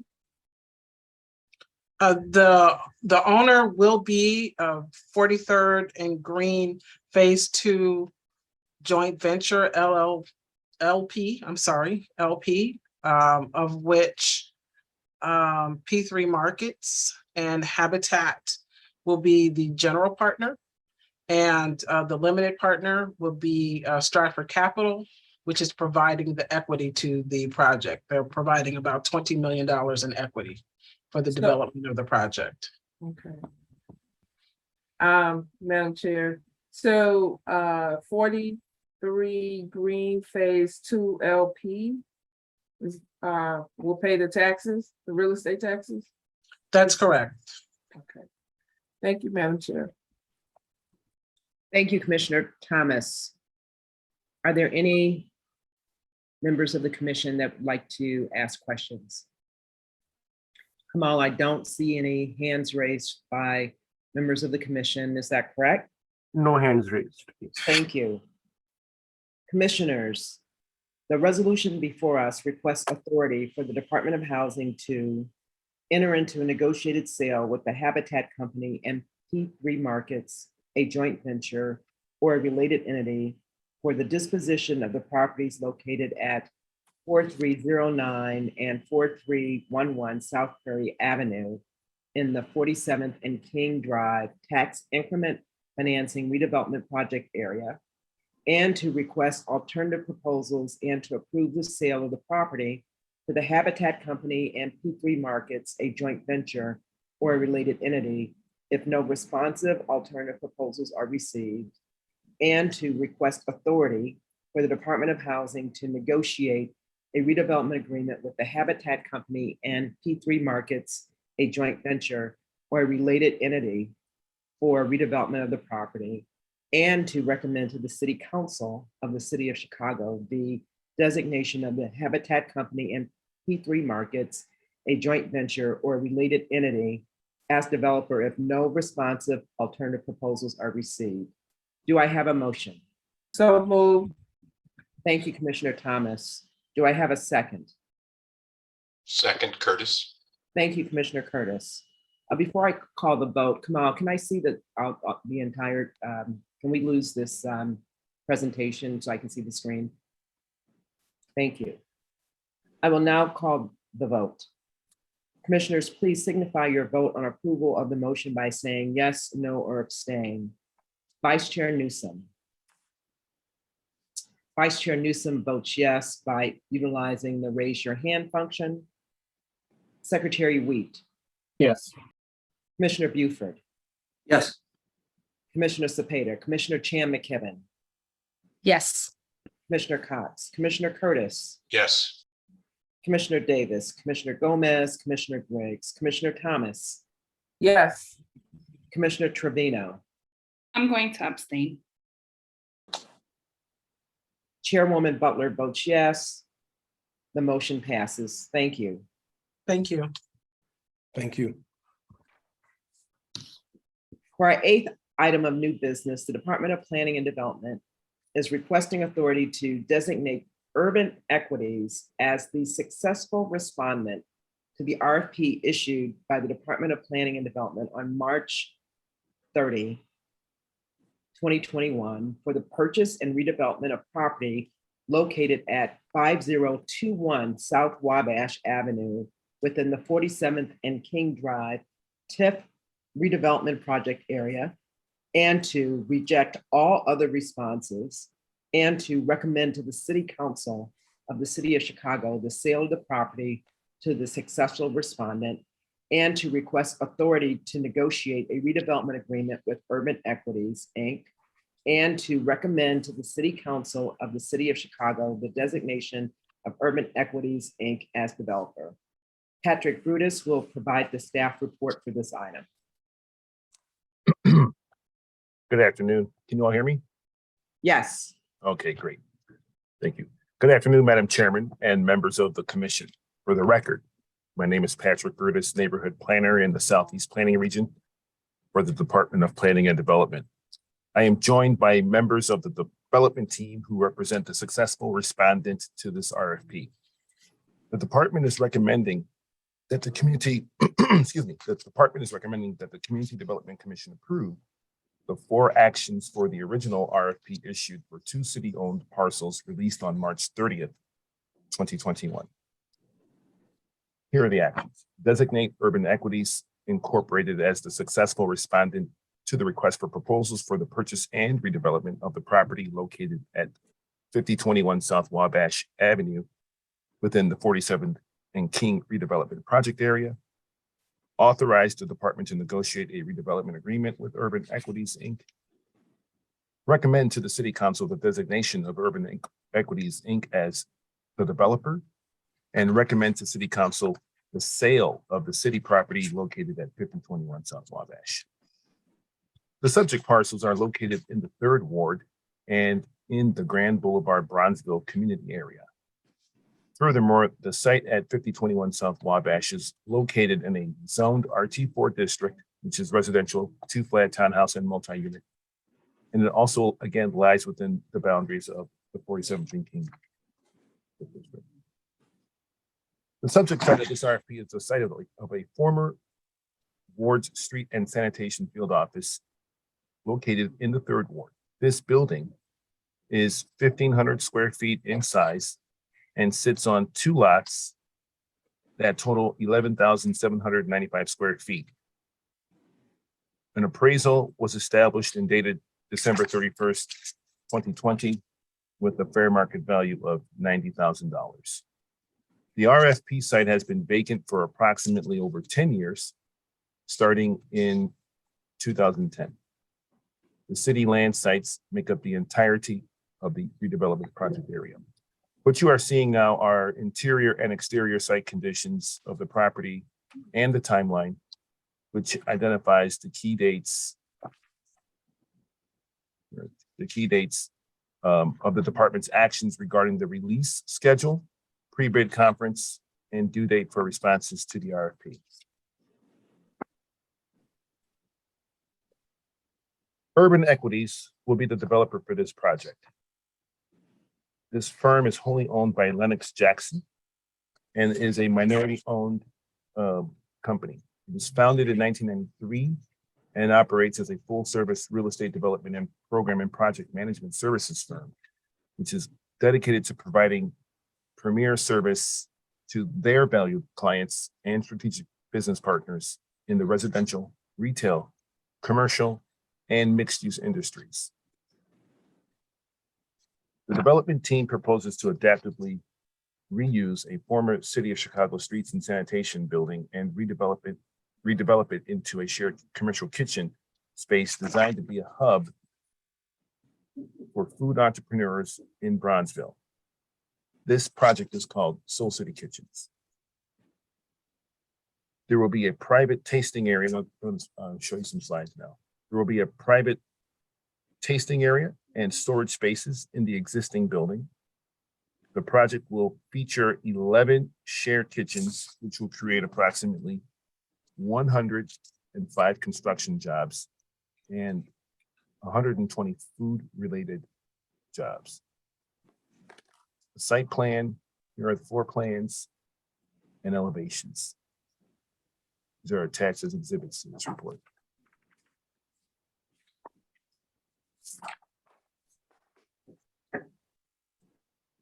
Thank you. Soul City Kitchens, which is expected to be completed by 2023, has a projected budget of $5,291,761. A detailed budget with sources and uses has been included in your staff report. But I do want to point out that Urban Equities will be receiving a Chicago Recovery Grant as well as a land write-down from the city of Chicago. Also required for this development are various sources of equity and public financing. And because the project will receive the city financial assistance in the form of a land write-down, it is the intention of the city to enter into a redevelopment agreement with the team for negotiated sale. The value of the write-down in the amount of $89,998 represents only 1.7% of the total project cost.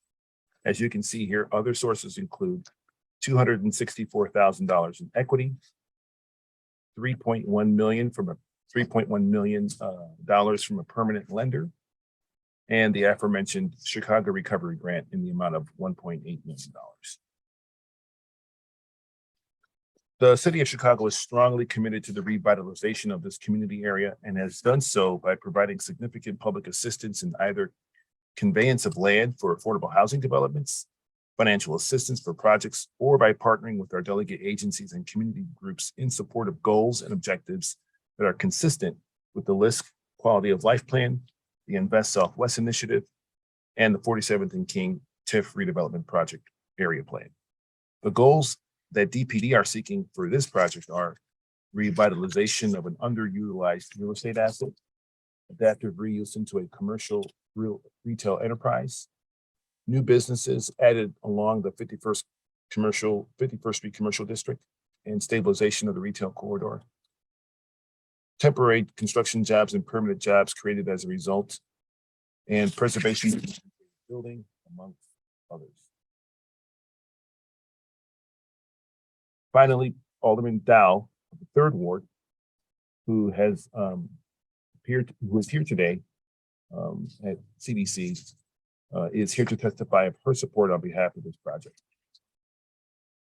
Our final recommendation, Madam Chair, is the Department of Planning and Development has thoroughly reviewed the proposed project, the qualifications of the development team, the financial structure of the project, its public benefits, and the project's conformance with the redevelopment area plan. And the department recommends that CDC approve the designation of Urban Equities as developer and all associated recitals in the resolution for the sale of 2 city-owned parcels as represented in the project that proposes to adaptively reuse and preserve this former City of Chicago Streets and Sanitation building.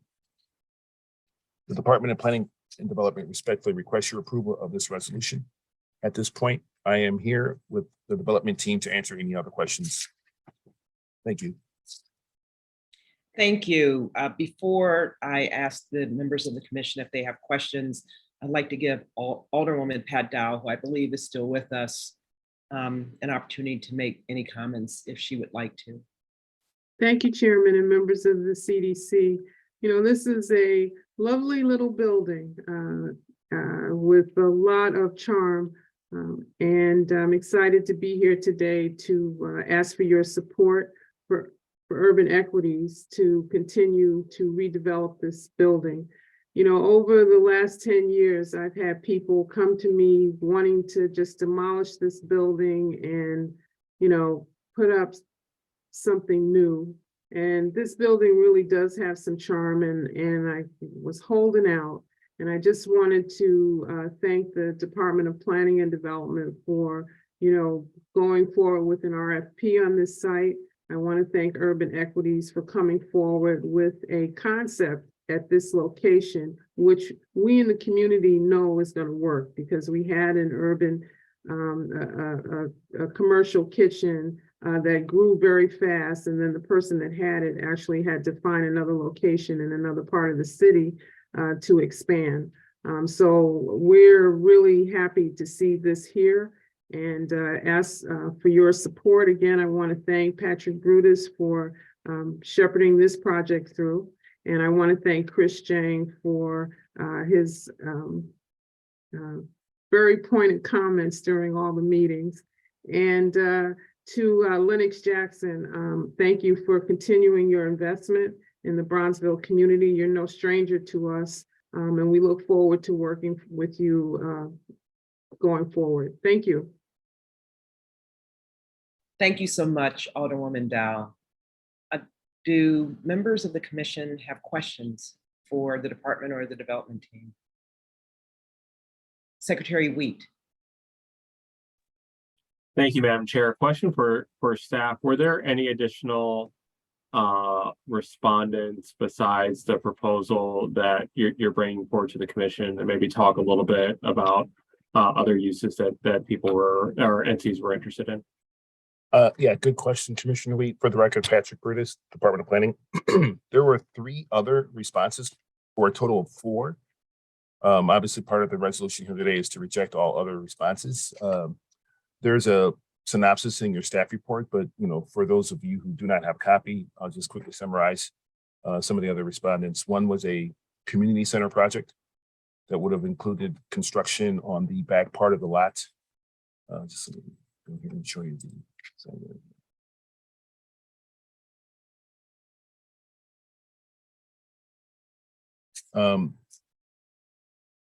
The second proposal, or another proposal, was an electronic vehicles station, which would have primarily been focused on the physical improvement and not so much the rear of the property.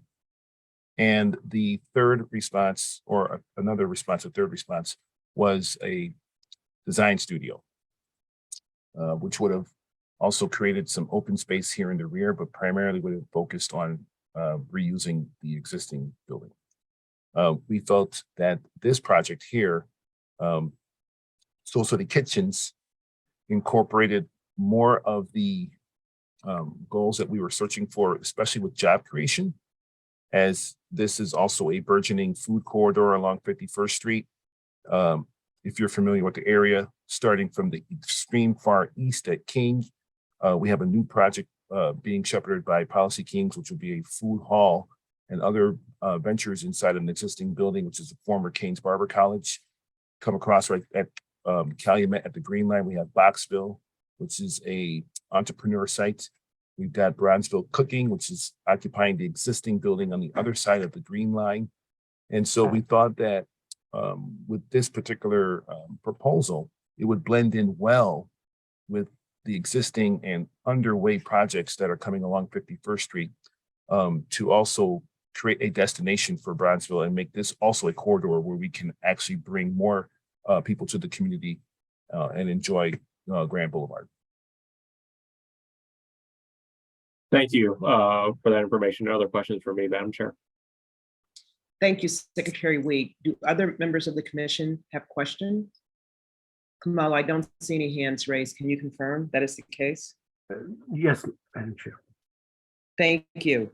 Commissioners, the resolution before us requests authority for the Department of Planning and Development to designate Urban Equities, Inc. as the successful respondent to the RFP issued by the Department of Planning and Development on March 30, 2021 for the purchase and redevelopment of city property located at 5021 South Wabash Avenue, and to reject all other responses within the 47th and King Tiff redevelopment project area, and to recommend to the City Council of the City of Chicago the sale of the property to the successful respondent, and to request authority to negotiate a redevelopment agreement with Urban Equities, Inc., and to recommend to the City Council of the City of Chicago the designation of Urban Equities, Inc. as developer. Do I have a motion? So moved. This is Grace Chan McKibben. Thank you, Commissioner Chan McKibben. Do I have a second? Second, Thomas. Thank you, Commissioner Thomas. I will now call the vote. Please signify your vote on approval of the motion by saying yes, no, or abstain. Vice Chair Newsom. Vice Chair Newsom votes yes by utilizing the raise your hand function. Secretary Wheat. Yes. Commissioner Buford. Yes. Commissioner Cepeda. Commissioner Chan McKibben. Yes. Commissioner Cox. Commissioner Curtis. Yes. Commissioner Davis. Commissioner Gomez. Commissioner Griggs. Commissioner Thomas. Yes. Commissioner Trevino. Yes. And Chairwoman Butler votes yes. The motion passes. For our 9th item of new business, and we are getting close to the end, members of the commission, the Department of Planning and Development is requesting authority to designate 4300 Roosevelt LLC as the successful respondent to an RFP issued by the department on September 28, 2020 for the sale and redevelopment property generally located at 4300 West Roosevelt Road and 4301 West 5th Avenue in the Roosevelt Cicero redevelopment project area, and to request authority to negotiate a redevelopment agreement with 4300 Roosevelt LLC, and to recommend to the City Council the sale of the property to the successful respondent and to reject all other responses to the RFP. Michael Perello will present the staff report for this item on behalf of the Department of Planning and Development.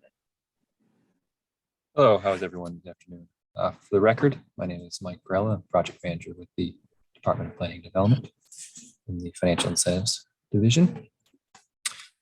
As discussed, we're here today to request approval of a designated developer as a successful respondent to an RFP, and to allow the department to negotiate a redevelopment agreement to provide financing and land sale so that the project can move forward.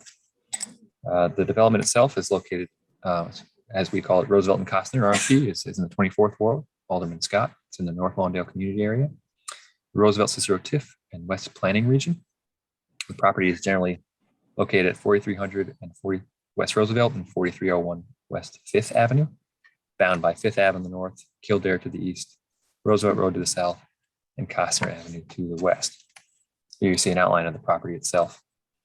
The property is approximately 20 acres, and it was the site of the infamous, I would say, silver shovel investigation. Throughout the 90s, it had been used as an illegal dump by various construction agencies. It was a major blight on the community, creating this giant mound of debris that contaminated the neighborhood, and including several local schools that were immediately adjacent to the site. It was a real stain on the city, and the investigation into how that came to be resulted in indictments of several prominent elected officials, and it also, spoiled the land. There are many volatile organic compounds, PCBs, et cetera, on the site, and it needs extensive remediation. We had acquired the site in the mid-90s. It used to be a snuff plant, Copenhagen snuff. I guess it's a outdated tobacco product,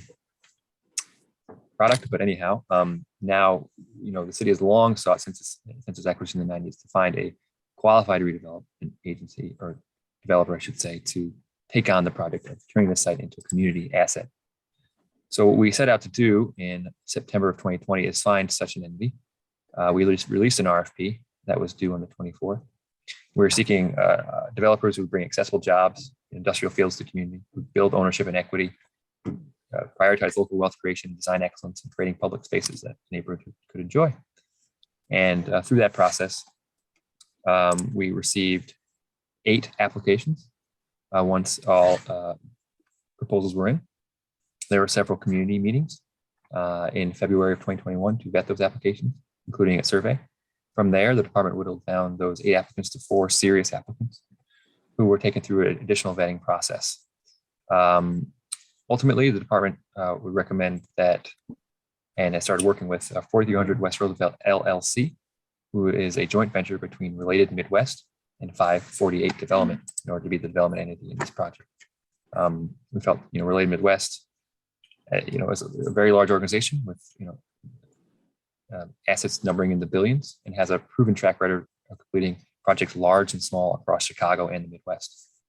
And 548 Development is a 100% minority-owned business venture led by H.A. Patton, who has experience in banking and real estate investment and is committed to creating affordable and sustainable job opportunities. And we felt like this partnership most clearly identified the goal set out for the RFP in creating jobs, producing successful and timely projects, including ensuring that there's active ownership of local people and minority participation in the project, and included local stakeholders as well. And it prioritized, both the job site and the public realm components of the project, including, park space and the like. And I'll go through those elements as we look at the project itself. Here you see the site plan for the project. What we have here are two large industrial buildings, numbering 181,000 square feet each, which would be built to spec and leased out to industrial users and logistics, shipping, warehousing, what have you. We also have public park space on the north and south, north being to the left side of your screen, south being to the right on Roosevelt Road. We have green features present in the entire site, including landscaping that will shield the buildings from the public view, create a pleasant environment to walk down the street, and including public paths that will connect the site to hopefully in the future what will be known as the Altenheim line, or another elevated rail trail along a rail spur that bisects the site, which you can see if I go back to the site plan here. So also included in this development plan are two outlots on Roosevelt Road.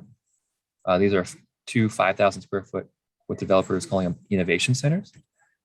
These innovation centers will be delivered to the community, to community organizations, I should say. They will be deeded to them at no cost. They are the Black Men United and New Covenant Community Development Corporation. Both organizations are committed to the site to provide meeting space, education, community space, and training workshop spaces and career coaching spaces. And we felt that was a positive inclusion to the development, as it would bring additional jobs, ensure that jobs on the site could be accessed by local residents, and was just another commitment by the development team to including the community within this development and not just seeking to prioritize their own bottom line. And here is a rendering of the project as it's conceived. You see the park space, publicly accessible park space along Roosevelt Road, as well as industrial buildings set out to the rear with the two innovation centers in the foreground. So as I said, the numerous public benefits of this project, include that local community groups and having that local community aspect. Local employment, developer is committed to hiring locally and using the community partners that have brought into development to source jobs. Obviously, the site was heavily contaminated and subject to years of environmental degradation, and that will be relieved and restored as part of this project. We have inclusion of a local minority businessman as part of the development organization. So we have a opportunity for local wealth creation and expand that network. Another heretofore unmentioned aspect is the local art. As you see from this last rendering, there's proposed art along these walls. The developer team has contracted with local artist Max Sansing to develop murals in the site, which will help enhance. These are big, large industrial buildings, and will help enhance the public-facing features of it, in that they won't be blank walls. They'll be decorated with art that's community focused, and of course you have the parkland that will serve as a recreation space for the neighborhood. One of the other beneficial aspects of the project is how it is being financed. Given the developer's track record, they're not seeking a large public subsidy for this property. In fact, the TIF commitment in relation to the total project cost is only 7% at $6 million. Otherwise, the project will be financed entirely by traditional debt and equity. And you see that's an $85 million project to construct these 4 buildings. The goal is to move this through CDC and into passage in November, December of this year, so that the development team can begin construction in the spring of 2023. The city is committed to selling the land for $1 per parcel. There are 25 parcels in the site. And it's always been a commitment of ours to bring this site back online after almost 30 years of our ownership and an even longer period of time in which it sat vacant. And we think that's a priority for both the city and the department to turn this into a jobs generating community benefit space.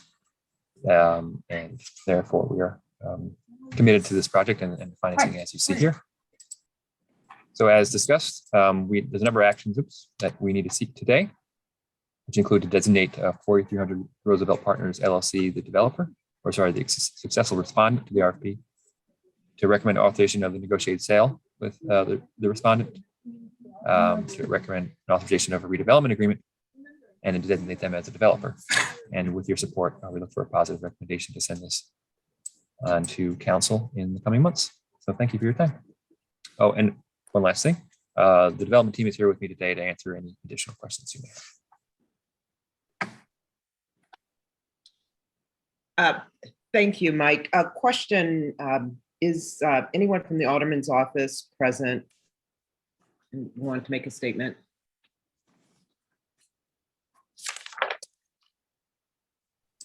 Mike, do you know if anyone's? I don't know that for certain, but we do have a letter of support from Alderman Scott on file. It was included in the materials in the staff report. And she's in wholehearted support of this project, as was her brother, who helped champion this before. Okay, thank you. Commissioners, do you have any questions for DPD?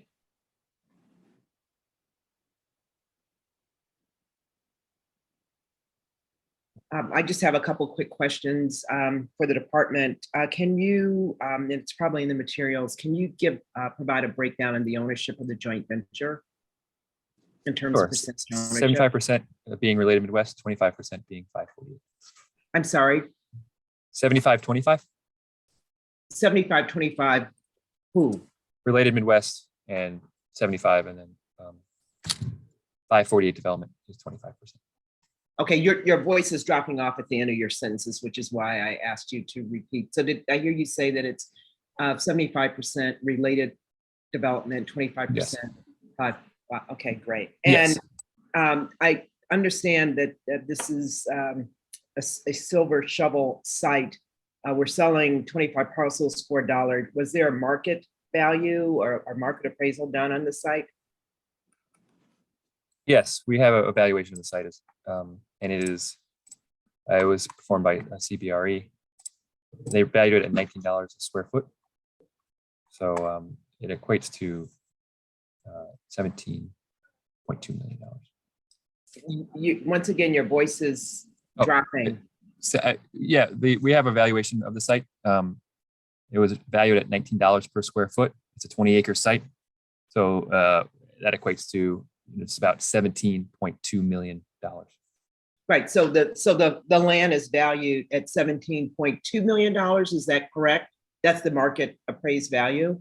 Yeah, that is a valuation. Yes. That is the valuation. So just for purposes of the capital stack, I'm interpreting that as, while it's not, we point out that the department has pointed out that the TIF is 7% of the overall capital stack, but in fact, the land of the value, the land does have value, and that's a substantial subsidy, in my opinion. Any questions that the commissioners may have for DPD?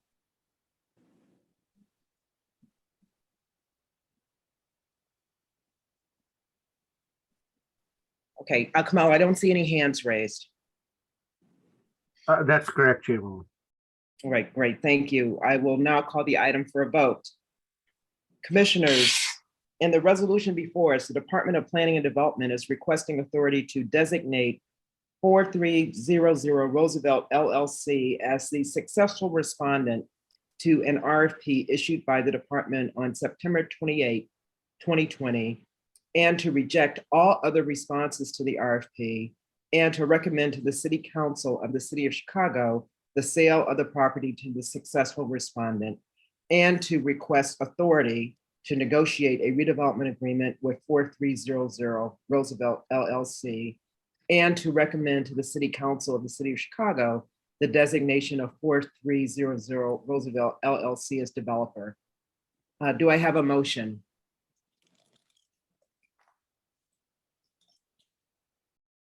So moved, Thomas. Thank you, Commissioner Thomas. Do I have a second? Second by Trevino. Thank you, Commissioner Trevino. I will now call the vote. Please signify your vote on approval of the motion by saying yes, no, or abstain. Vice Chair Newsom. Vice Chair Newsom votes yes by utilizing the raise your hand function. Secretary Wheat, Yes. Commissioner Buford, Yes. Commissioner Cepeda, Commissioner Chan McKibben, Yes. Commissioner Cox, Commissioner Curtis, Yes. Commissioner Davis, Commissioner Gomez, Commissioner Griggs, Commissioner Thomas, Yes. Commissioner Trevino, Yes. and Chairwoman Butler votes yes, the motion passes. For our 10th and next to last, I believe, item of new business, the Department of Planning and Development is requesting authority to acquire the property located at 518 through 524 East 47th Street and 526 East 47th Street in the 47th King Tax Increment Financing Redevelopment Project area. James Harbin will provide the staff report for this item. Jim, you may proceed when ready. Thank you, Madam Chairman, and good afternoon, everyone, and members of the commission. For the record, my name is James Harbin, Deputy Commissioner for the Department of Planning and Development. The resolution before you today, would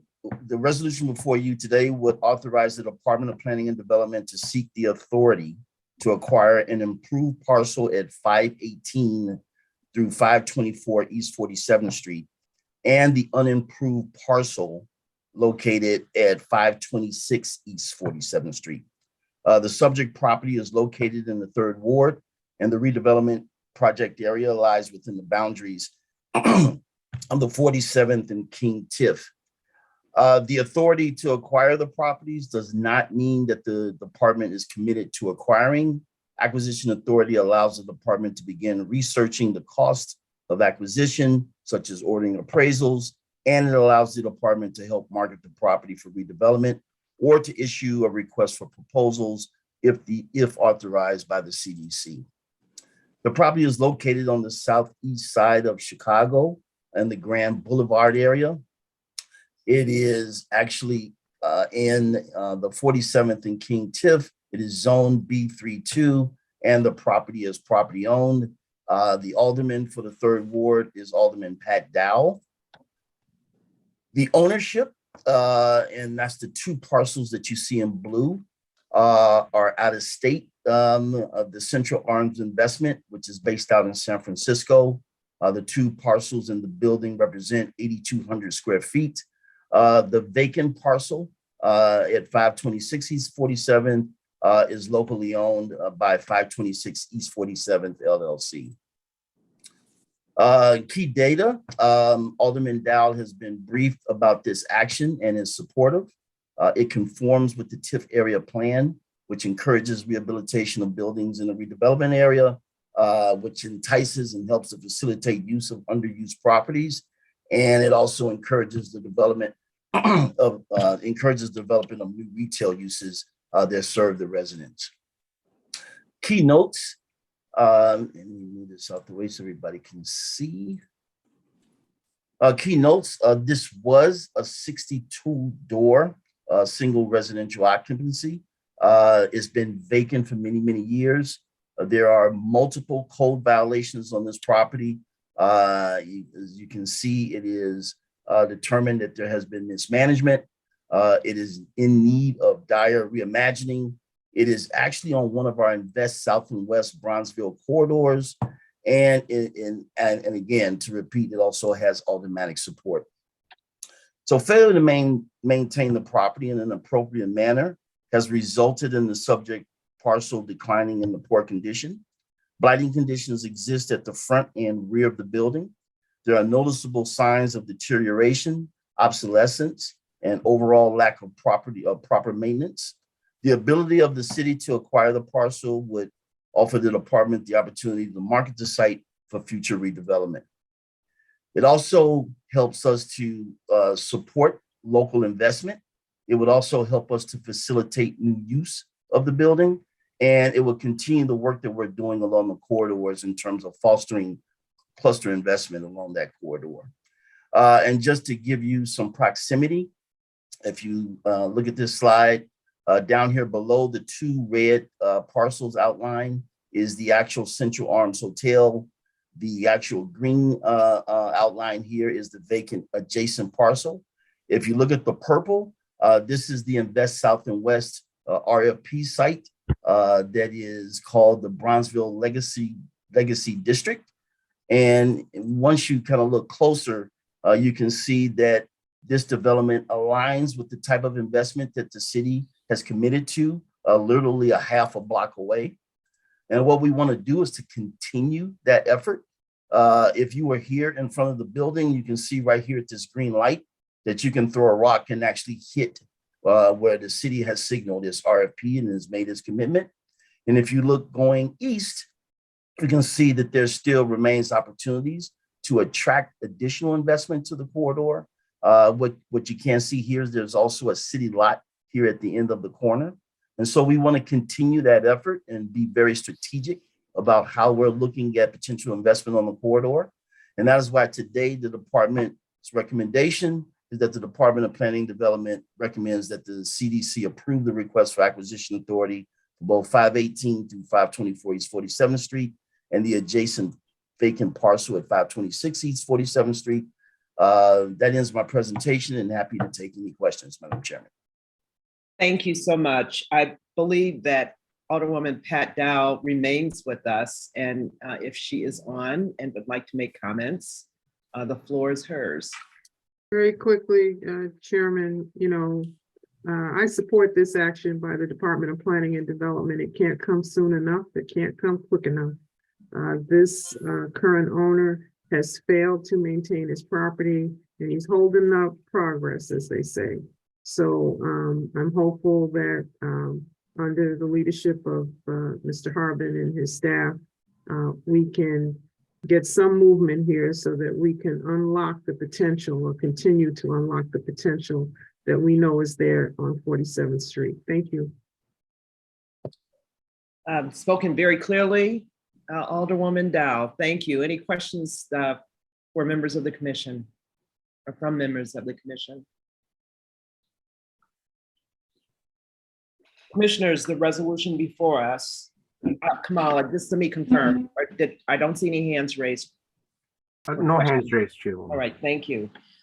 Commissioners, the resolution before us requests authority for the Department of Planning and Development to acquire vacant property located at 518 through 524 East 47th Street and 526 East 47th Street in the 47th King Tax Increment Financing Redevelopment Project area. Do I have a motion? So move, Commissioner Thomas. Thank you, Commissioner Thomas. Do I have a second? Second by Trevino. Thank you, Commissioner Trevino. I will now call the vote. Please signify your vote on approval of the motion by saying yes, no, or abstain.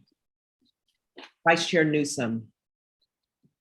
Vice Chair Newsom votes yes by utilizing the raise your hand function. Secretary Wheat. Yes. Commissioner Buford. Yes. Commissioner Cepeda. Commissioner Chan McKibben. Yes. Commissioner Cox. Commissioner Curtis. Yes. Commissioner Davis. Commissioner Gomez. Commissioner Griggs. Commissioner Thomas. Yes. Commissioner Trevino. Yes. And Chairwoman Butler votes yes. The motion passes.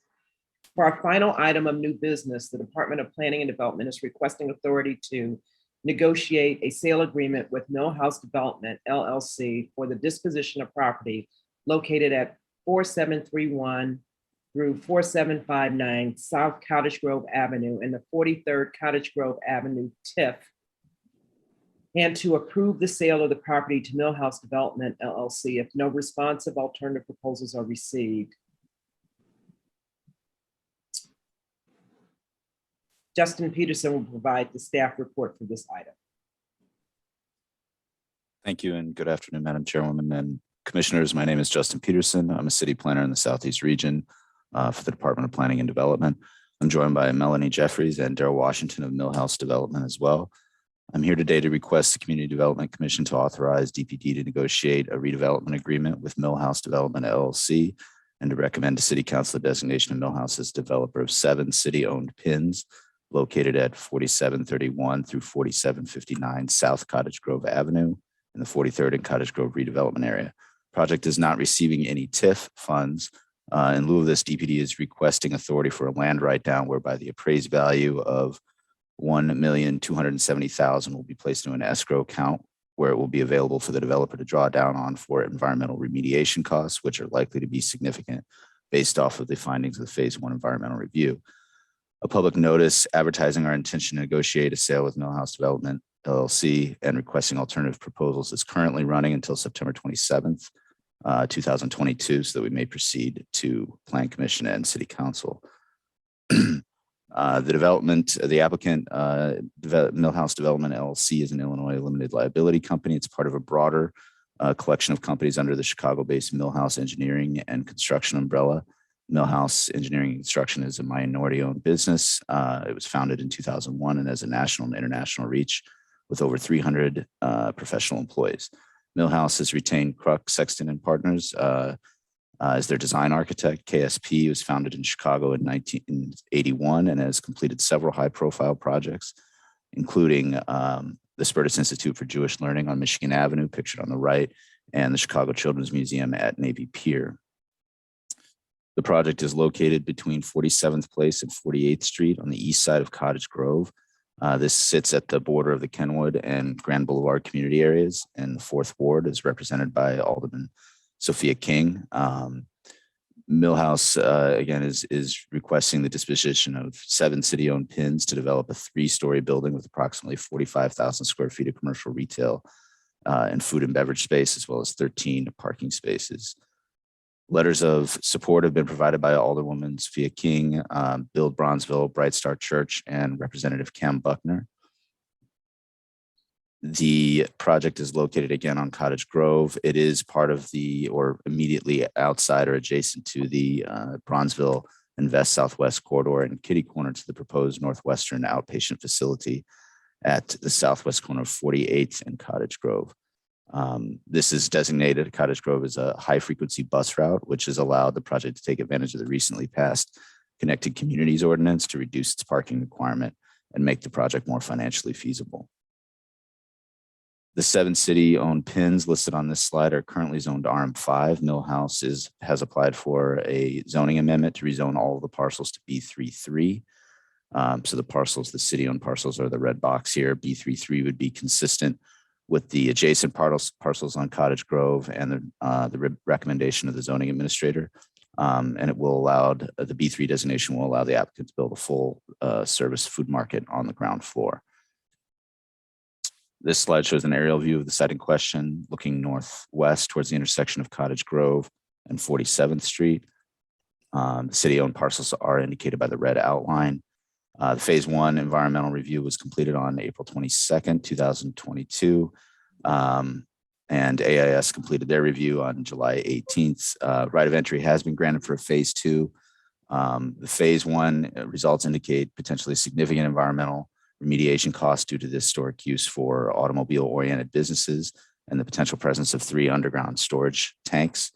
So again, instead of requesting TIF funds, Milhouse is requesting a land write-down to draw down on the appraised value of the site for remediation costs. These are the existing conditions. As you can see, it's currently an entirely vacant lot fronting Cottage Grove and with 2 to 3 story residential buildings immediately to the east across the alley. This is the ground plan. So the proposed project will be a 3-story building, again, with approximately 45,000 square foot of retail and food and beverage space. Milhouse has obtained letters of intent from several vendors, including Bumita Grill, Coffee and Deli and Grocery, My Johnny Vegan, House of Attention, NFT Gallery, the L3 Agency, which is a marketing and communications consultant, My Home Nurses LLC. The ground floor will contain a large food market with multiple vendors and an operable facade that will dramatically activate the public realm on Cottage Grove. And 13 parking spaces and 4 loading and trash berths will be located to the rear off of the alley. Level 2 will include a 5-iron golf training facility and an immersive multimedia gallery experience that will open to the food market below. And level 3 will contain additional retail and food and beverage spaces with outdoor terrace spaces facing north towards downtown, or southwest and southwest towards Cottage Grove and Washington Park.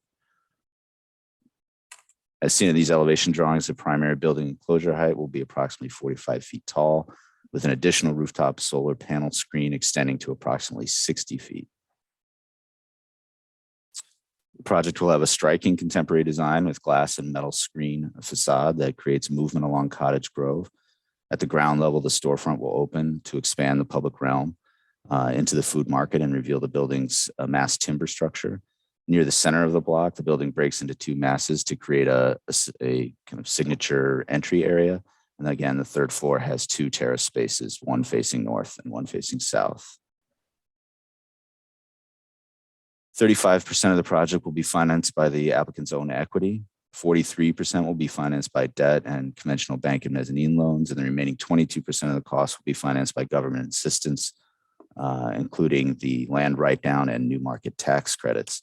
Milhouse has applied for the Chicago Recovery Grant and received a letter of support from Representative Cam Buckner stating that the 26th district plans to provide gap funding for the project. The Department of Planning and Development has thoroughly reviewed the proposed project, its financial structure, its public benefits, and its conformance to the redevelopment area plan and the development team's qualifications. The project will meet the following planning goals for the department. It will bring more than $40 million of investment to an historically divested community. It will redevelop 7 city-owned parcels and return them to the tax roll. It will create more than 240 temporary construction jobs, as well as 20 part-time support staff jobs, and upwards of 180 restaurant and commercial employment opportunities. It will create a pedestrian-oriented development, providing a centrally located hub of restaurant and retail activity on a major bus corridor, adjacent again to new employment centers like the Northwestern outpatient facility. It is projected to create an additional $70 million in economic activity and increase foot traffic by upwards of 100,000 people within 3 years. Alderwoman Sophia King has provided a letter of support. Letters of support have also been provided by, again, Build Bronzeville, a small business development center, Bright Star Church, and Representative Cam Buckner. A community meeting will be scheduled this fall, and DPD requests your approval to enter into a redevelopment agreement with Milhouse Development LLC and to recommend them to City Council as the developer of these 7 city-owned PINs. Upon the commission's approval, DPD will begin drafting a redevelopment agreement with the land write-down before proceeding to Plan Commission and City Council. The development team and city staff are now available to answer any questions. Thank you. Thank you. Thanks, Justin. Do you know if Alderwoman Sophia King or anyone from her staff is on the meeting? Yeah, the Alderwoman is not able to make it today, but she is. She has provided a letter of support and is a strong supporter of the project. Thank you. Do members of the commission have questions?